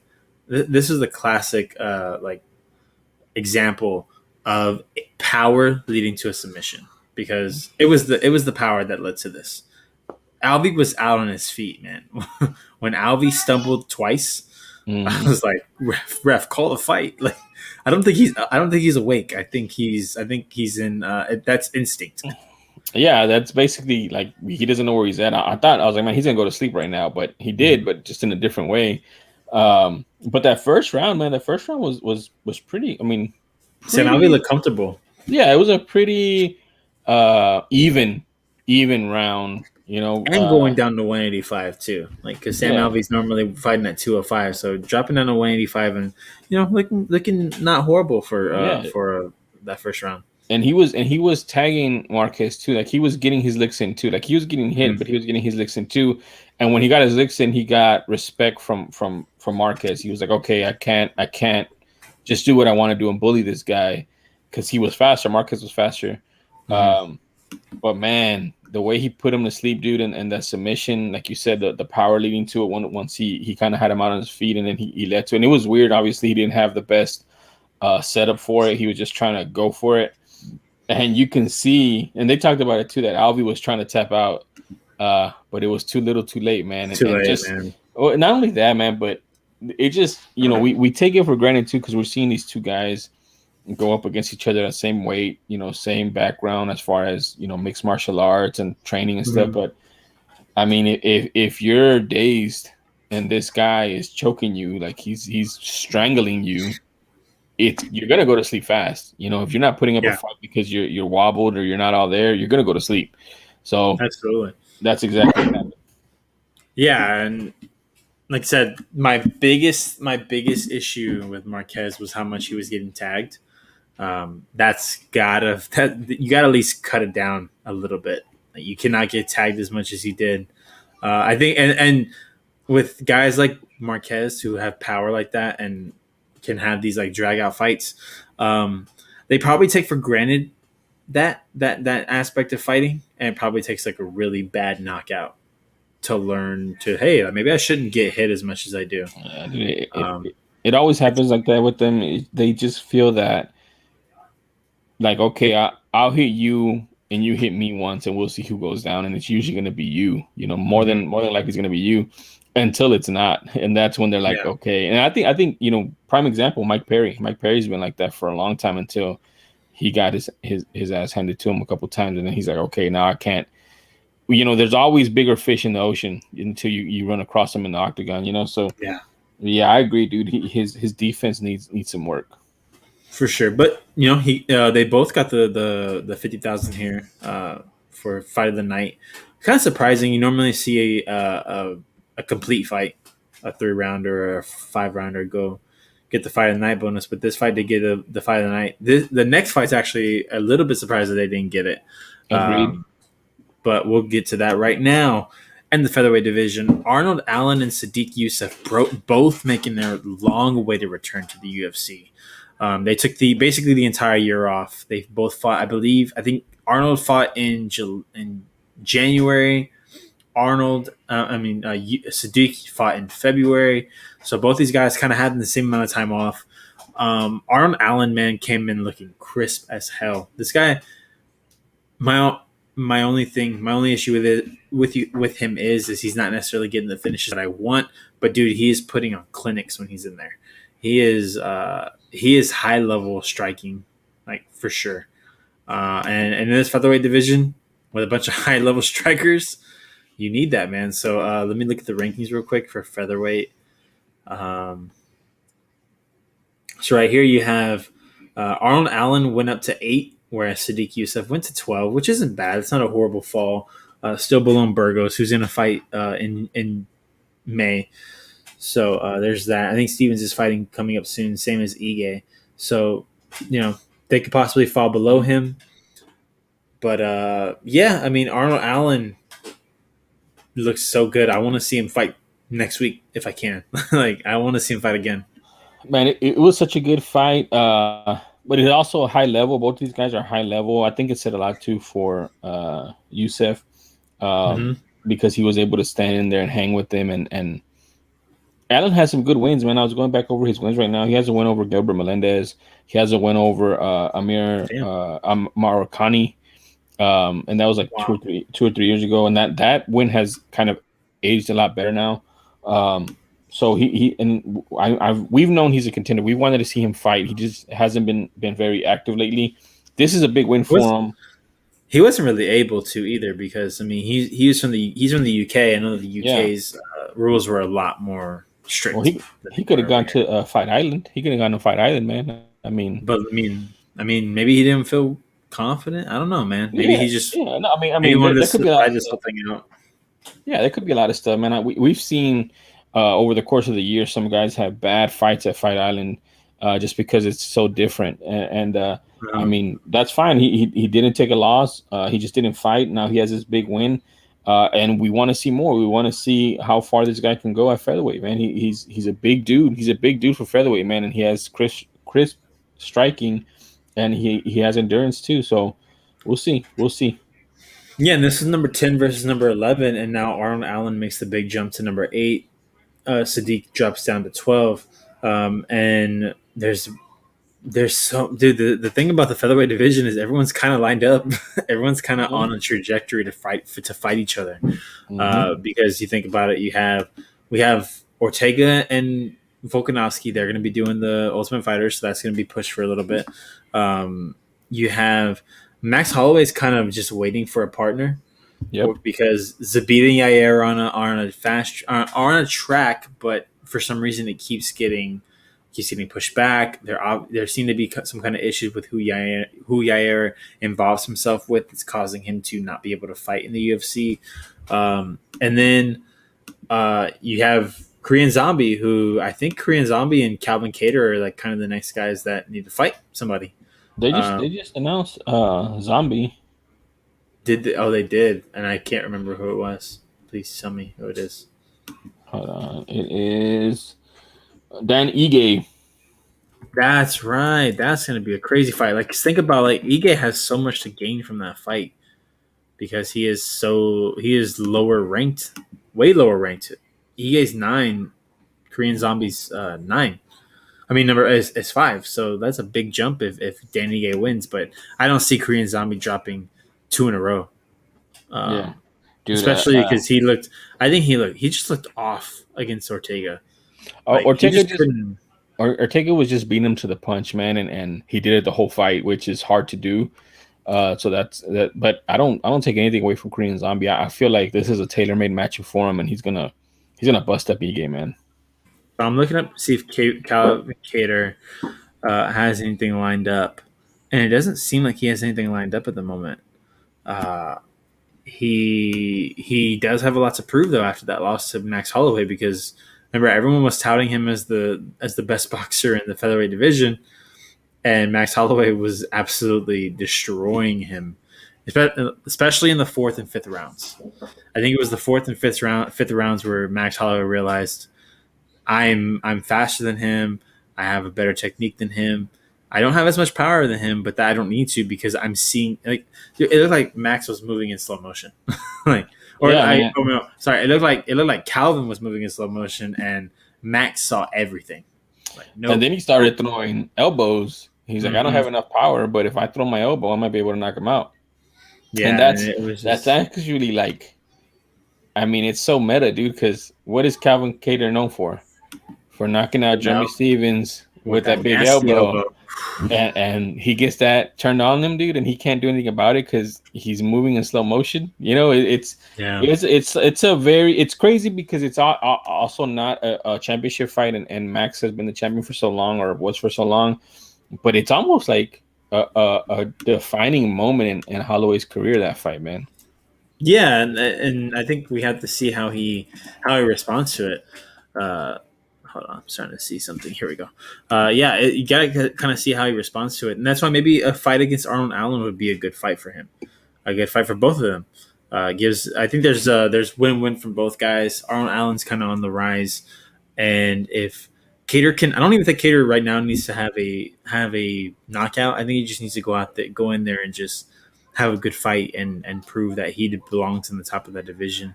And at the moment, Arnold Allen's kind of the only guy, unless you're willing to wait 6, 7, 8, 9 months. You know, maybe Max doesn't have to. I feel like I feel the same way about Max too, and it just sucks that Volk versus Ortega got pushed back because that was supposed to happen in the Francis fight, and we could have been lining up for a Max versus Ortega or a Max versus Volkanovski rematch, whichever way. I mean, it was a rematch either way. But But the thing too, like you said, seeing how Cater does or Qatar, however you want to say his name, comes out after this loss, this humbling loss to Max. I mean, the last person that lost like this to Max was Ortega, mhm, and look at him. look how he came back. So Hmm. I mean, maybe it's something where he goes back to the drawing board and says, "Okay, I thought I was the best boxer in the UFC. I kept talking mess. This guy really humbled me as much as a fighter can be humbled. I need to go back to the drawing board and get better." And Absolutely. So we'll maybe we'll see. see. Yeah. We'll see. Maybe he needs a fight like an Arnold Allen to get him back into shape. So we'll see, man. I hope we see Arnold Allen soon, not in 1 year. But let's go ahead and get to the main event, which was Vettori versus Kevin Holland. And I told you as soon as I watched it, I was like, I just watched this fight. Like we just saw this fight with Holland versus Brunson. But you know how I feel about when guys talk mad crap, but then they just grapple the whole time. And that wasn't Vittori's plan. I don't think that was Vittori's game plan going into this fight. I think Vittori honestly thought that he could handle the power of Holland and land faster. And he learned very quickly in that first round. Nope. Nope, not gonna happen. Yeah, man. I mean, I think Holland is a special striker, man. And by special, I mean the combination of speed and power that he has is pretty unique. It really is, man. The problem is he's so good at striking that he probably didn't do any wrestling or any counter wrestling, and so the blueprint is there now. Like we talked about it. If Vittori does the same thing that Brunson did, then the blueprint is there. Everybody knows how to beat him. He's been solved, and he needs to fix that because anybody else with an ounce of wrestling is going to do the same thing over and over to him.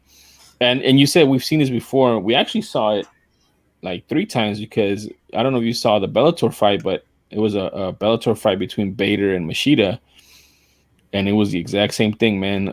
Bader just manhandling him and taking him to the ground and beating him up, and that's what happened with Vettori and Holland. After Vettori tasted that speed and power, he quickly changed his mind and said, "All right, man, I'm not gonna play this game. I'm higher Yep. ranked. I have a potential UFC title fight on the horizon. I can almost see it. I'm not Hmm. gonna let this guy take it away from me, and I'm gonna win a really boring and dirty and ugly fight when everybody knows what I'm gonna do is take him down, and I'm still gonna do it, and I'm not gonna get knocked out like Curtis Blades did. So Yeah. in one sense it sucks because it's boring. In another sense, good for him for not allowing somebody to come and take his hard work because he has a deficiency in something or he's just not as good as Holland striking, and it just shows that he's ready. His IQ is there, his fight IQ is there, and he knows he'll do whatever needs to be done to win, and that's the championship mindset. Yeah, man. And honestly, think about how before the fight, Vittori and Till were having a back and forth. After this fight, notice Vittori's not talking no more. Vittori's like, I'm gonna keep my mouth shut. I'm gonna wait for this shot because all he needs is a knockout, or not even a knockout, a decision win by Gastelum over Whitaker, and all of a sudden we're talking about Vittori versus Adesanya for the next fight. Because I'm looking at And, the rankings right now and here's the thing, man. And here's the thing, and I never thought I'd say this. I would probably favor Vittori on that against because Adesanya. Adesanya, yeah, because we saw the blueprint. And Yeah. we saw how much Vettori comes in at. He comes in at light Yeah. heavyweight, man, over light heavyweight. He comes in as a heavyweight, and he didn't wrestle Adesanya in the first fight. He struck with them. Hmm. If he wrestles him like he did to Holland, and now we know that Adesanya can be held down and can be wrestled, it could be a bad night for Adesanya, man. So Adesanya might be saying, "Come on, Whitaker. Come on, Whitaker."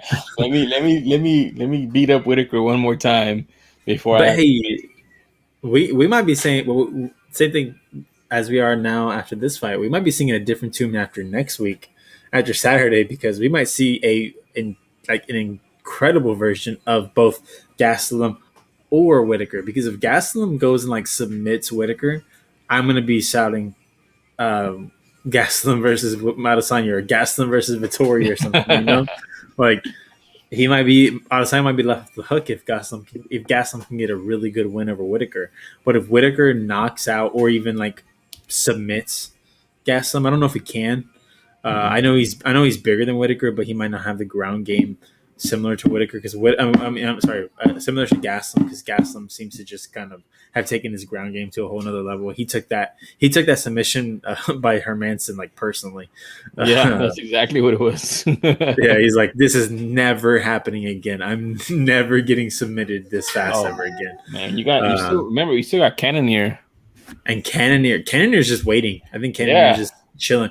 But like as we said, because at the moment, Vettori is number 3. Vettori jumped up from number 6 to number 3. Because he was 6, Till was 5, Brunson was 4, and Cannonier was 3. Vettori jumped all 3 of them. Vettori is now number 3 in the rankings. Kevin Holland drops 2 spots. He drops from 10 to 12. Which all they did was they just switched him and Shabazian. But yeah, Cannonier maybe has been quiet for a little too long. Not done enough because all of a sudden you have a guy who was 3 slots below you is now a slot above you and has a decision loss to Adesanya. And if I'm not mistaken, Adesanya already beat Cannonier via TKO. If I'm not mistaken, right? Has he fought Cannonier, or am I tripping? No, you're tripping. He hasn't fought him. He's only fought David Branch, Anderson Silva, Jack Hermanson at middleweight. Remember, because he was a heavyweight. Yeah, at light heavyweight. I'm sorry. And then he lost to Whitaker. The problem is on his loss, he lost in October and he got his arm broken. So he's still healing from that arm. It was in October. So, I mean, he should be probably ready to go in the next 2 or 3 months. So you think he's next for the fight, for the title fight, or is it all come down to Whitaker and Gastelum? No, I mean, he's coming off a loss. Like, he lost to Whitaker. So Cannonier still needs a win before he gets even anywhere. But I'm just saying maybe for Vettori, that's a fight that he can maybe get a win in and come, because you still got Costa out there too. That needs to fight. You got Till coming off of that broken collarbone. I mean, all these guys we're gonna see end up fighting each other. It's just how are they gonna, like, who's gonna be healthy at what time to fight each other is what I want to know.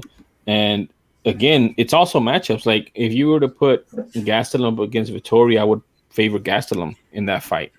If you were to put up Vettori against Adesanya, now I would probably favor Adesanya.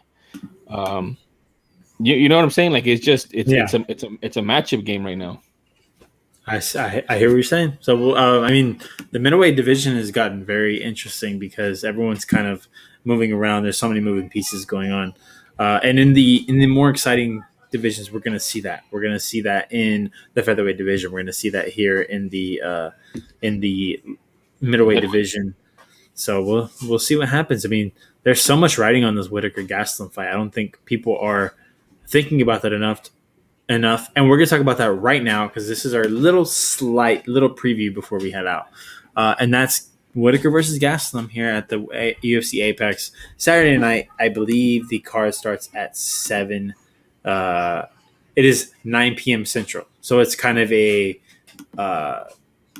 prelim start at 6. So kind of a UFC style, the pay-per-view style card. You're going to have a very big prelim card, which is headlined by my girl, Tracy Cortez. You heard me. I will constantly sing her praises to the heavens. And then we have Luis Peña. I'm excited to see Luis Peña get back in the octagon against Alexander Munoz. We have Jeremy Stevens, the previously talked about, but fighting at lightweight this time against Drakkar Klose. So we'll see how that works out for him. The number 10 next to his name means nothing when you're fighting at 155. So And Jakar Close is one of those guys, man. He hits hella hard. Like he hits really I hard. mean, right before he got knocked out by Dariush, he had hurt him. So that Yeah, guy's tough, dude. Jakar Close is tough. So this is a tough fight. absolutely. And then we're getting obviously Whitaker versus Gastelum. We've talked about there. What 3 ways this fight can go? We can see, or really 4 ways. You can see a wrestling clinic put on by Gastelum after his fight against Heinisch. But the thing is, the amount of work that he put in that match, I mean, that fight, and the very quick turnaround. I think this is a quick turnaround for someone that just fought 3 rounds, like grinding somebody out. So there's that. There's that to take into account. So we might get a Gastelum stand up versus Whitaker, which is what we all wanted before before Whitaker had to pull out of the fight. So, or we can get Whitaker looking just like he did against Darren Till, just like he did against Jared Cannonier, and be on his way to another fight against Adesanya. Or we can get maybe a draw, maybe a split decision. Who knows? But who obviously Gastelum has the most to win from this fight, but who are you taking in this fight? Oh man, real quick before I talk about it, I'm gonna do it again because I did it last time he fought. Juan Espino is on the undercard before Tracy Cortez. As he should be. tough. He's a tough winner. He's a heavyweight. He's super old, but he just goes out and wins, dude. He's 40 years old. He's like what's that guy's name that nobody wants to fight? Jadashvili. Oh, Jadashvili. He's that of the heavyweight division, dude. So constantly taking somebody down and submitting them, and they can't do anything about it. You know, so just keep your eyes out on that guy. Right. Okay, so back to the we also have Jessica Panay making her return after wrongfully being suspended from the UFC for so long. That was tough, man. So hopefully she gets a fight of the night somehow, even if she loses. Yeah. So back to Whitaker versus Gastelum, man. I don't know, man. Right now, it's a tough fight. They're both southpaws, so they're both left-handed, which is usually one of Gastelum's strategic advantages. And another one of his advantages is speed. He's still faster than Whitaker, but he doesn't have the huge speed advantage that he has over everybody else. And the other thing is, one of the big disadvantages that Gastelum normally has is size. But Whitaker is one of the smaller middleweights. Both of these guys moved up from 170 to 185. So it's kind of even, man. It's kind of even. The only equalizer is Gastelum's wrestling. Whitaker does have wrestling. He does have counter wrestling. He does know how to wrestle. But he's not. I wouldn't say he's at the level that Gastelum is. You know, as far as MMA wrestling goes. So that's the equalizer. If we see the Gastelum that fought Heinisch, I think Gastelum wins. I really do. If we see the Gastelum that fought Adesanya, I think it's more of a 50-50, and just depending on who gets lucky or who catches somebody in a trap or something. So right now in my mind, there's more avenues for Gastelum to win, so I'm going to go with Gastelum. Wow, so money on the table. I'm giving you $100. Mm-hmm. You're going to put your 100 on Gastelum. I'm putting 80 on Gastelum, 20 on Whitaker to kind of hedge my bet. Okay, I see that. At the moment, Robert Whitaker is a 286 betting favorite, whereas Gastelum is a plus 225. So I think bettors might be sleeping a little bit on Gastelum a little bit because in fights that I think we see as close, they're kind of seeing as a Whitaker win by far, even though you got to bet 286 just to make 100.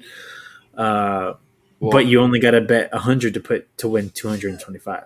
Well, let's think about this in the always favored MMA math that never works out completely 100%. But Adesanya ran through Whitaker, even though I still believe that wasn't the best version of Whitaker. Something was going on in that fight. And then Gastelum went 5 rounds with Adesanya in a fight of the year, basically. It's his only knockout loss. I mean, it's in the UFC, right? He's only been He knocked did out it. by. It wasn't a knockout. He made it to the bell. Oh, that's right. It was Yeah. 5. I know it went all 5, but I thought he knocked him out at the end. I'm thinking of maybe like the Usman Covington where he Yeah. knocked him out last second. Okay, you're No, right. that's what I'm saying. So I mean, he was kind of knocked out. yeah, I mean he was, but at the same time he He sat him on the chair. He sat him down on the chair. Yeah, he had the wherewithal to kind of not get like, I guess. Yeah, he didn't accept defeat. Yeah, and so if you look at it that standpoint, and I kind of do, because I feel like if you're a mirror image of each other, because I feel like that's what these guys kind of are, except that one has a wrestling background and one has a karate background. Who has the better chin? I would say Gastelum has a better chin. Who has a better wrestling? Yep. Gastelum has a better. So that's what I see it from. I think a lot of people, the bettors, are seeing it from, Whitaker was a former champion. He's returned to his former fighting self. But even before he went on this run, he was getting beat up by some wrestlers. So I don't know, man. I just have a feeling that Gastelum is he's primed to win this fight, this matchup. I would feel a lot more comfortable about Whitaker if Whitaker had at least one knockout win in his last 2 fights against Cannonier and Till. But they both gone to decision, and they're I've seen people make the argument that Till maybe have won that Whitaker fight. I don't believe he did. I think Whitaker won that fight, but it was extremely close. So,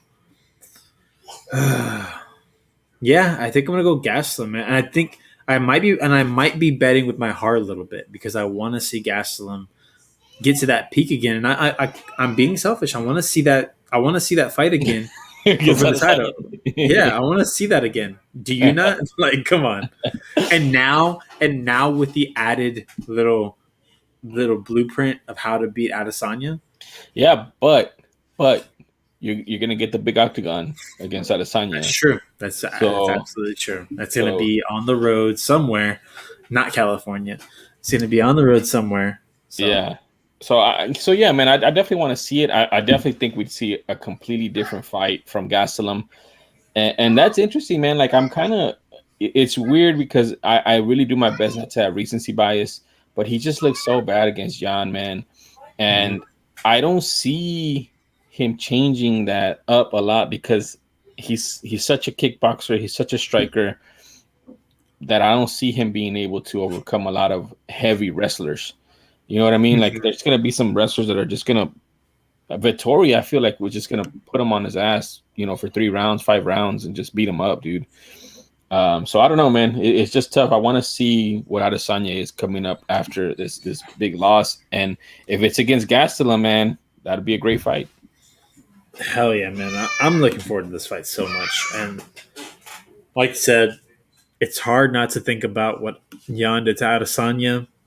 And I think Gastelum would not allow the fight to become a slugfest at all. I think he knows, you know what, if I can handle his power, but I know that as the fight goes on. He heard Adesanya first, dude. And when I said it, man, he's gonna live to regret that, and he did. So once he hurts him in the next fight, maybe after that he turns it on and says, you know what, I'm just gonna wrestle from now on because I already have it in the bag. And he just grinds out a decision victory over the champ. All right. Well, let's go ahead and get the hell out of here, man, because we have to get ready for weigh-ins tomorrow. Weigh-ins. Let's see who weighs in, who's over, who's under, who's at the right weight. So far, so good. I don't think we've had any crazy, at least in the last month or so. We haven't had any crazy like weight deficiencies and weight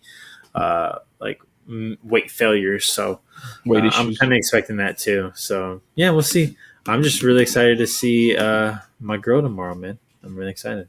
So you guys know. So I will definitely be watching that weigh-in. But dude, this fight is gonna be so much fun. So yeah, if you're not a UFC fan or you haven't watched, like I know y'all just maybe Holland versus Vettori turned you off to it. Watch this fight. This will not turn you off to it. This will make you love the sport because these guys. This is a pay-per-view fight, man. Absolutely. This literally, he's not joking. This literally was a pay-per-view fight before Whitaker had to pull out. So Yep. this was a championship fight that we were supposed to see. Hmm. And if any, I mean, if history, if what we saw from Gastelum versus Adesanya versus Gastelum versus Whitaker, Gastelum might have won that fight.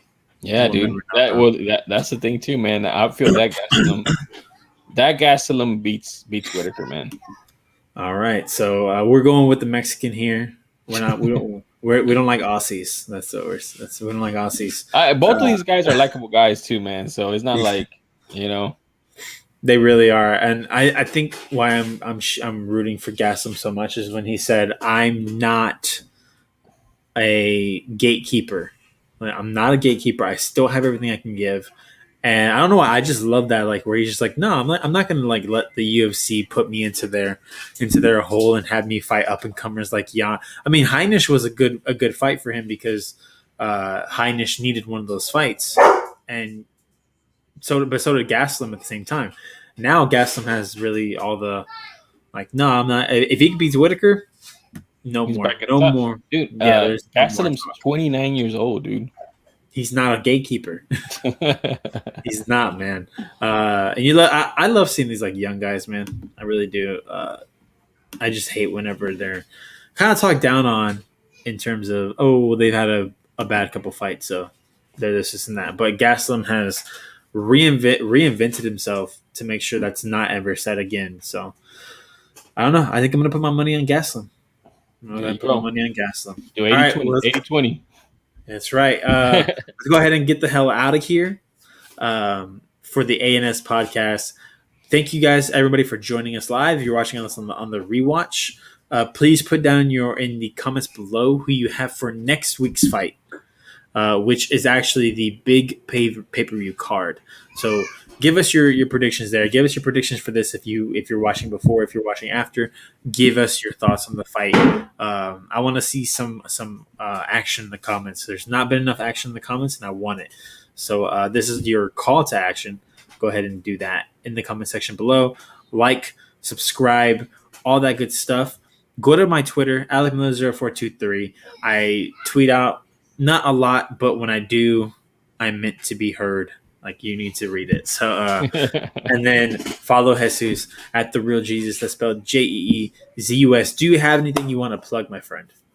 No, man. Just follow us on Twitter. The Instagram page is coming soon. Like you mentioned, comment below. We want the interaction. We want all the smoke, whether you agree with us or whether you don't, or if Whitaker wins, throwing it in our face that we picked Gastelum. Let's go, man. Let's make this a community. Absolutely. Sorry, I was going to say something, but I forgot already. With the Instagram page, guys. Once the Instagram page is made, we can do so much more there. We can make like little live things we could do on the side, so that'd be fun. And yeah, just tune in. I'm hoping to try and have something because I just made my my locker room, and I want to get on there. So hey, who knows? After this fight, we might go live. I'm just saying. Yeah, I'm down. Let's do it. All right, man. See you guys next week. Wednesday for sure. There's not going to be any cancellation, any postponements. No. Wednesday night, 9:00 here on the ANS podcast channel, going live to talk Gastelum versus Whitaker and to preview the big fight, the big pay-per-view card that we have coming up. So until next week, guys, I'm Alec. That's Jesus. We will see you guys next week. Peace out. AMF.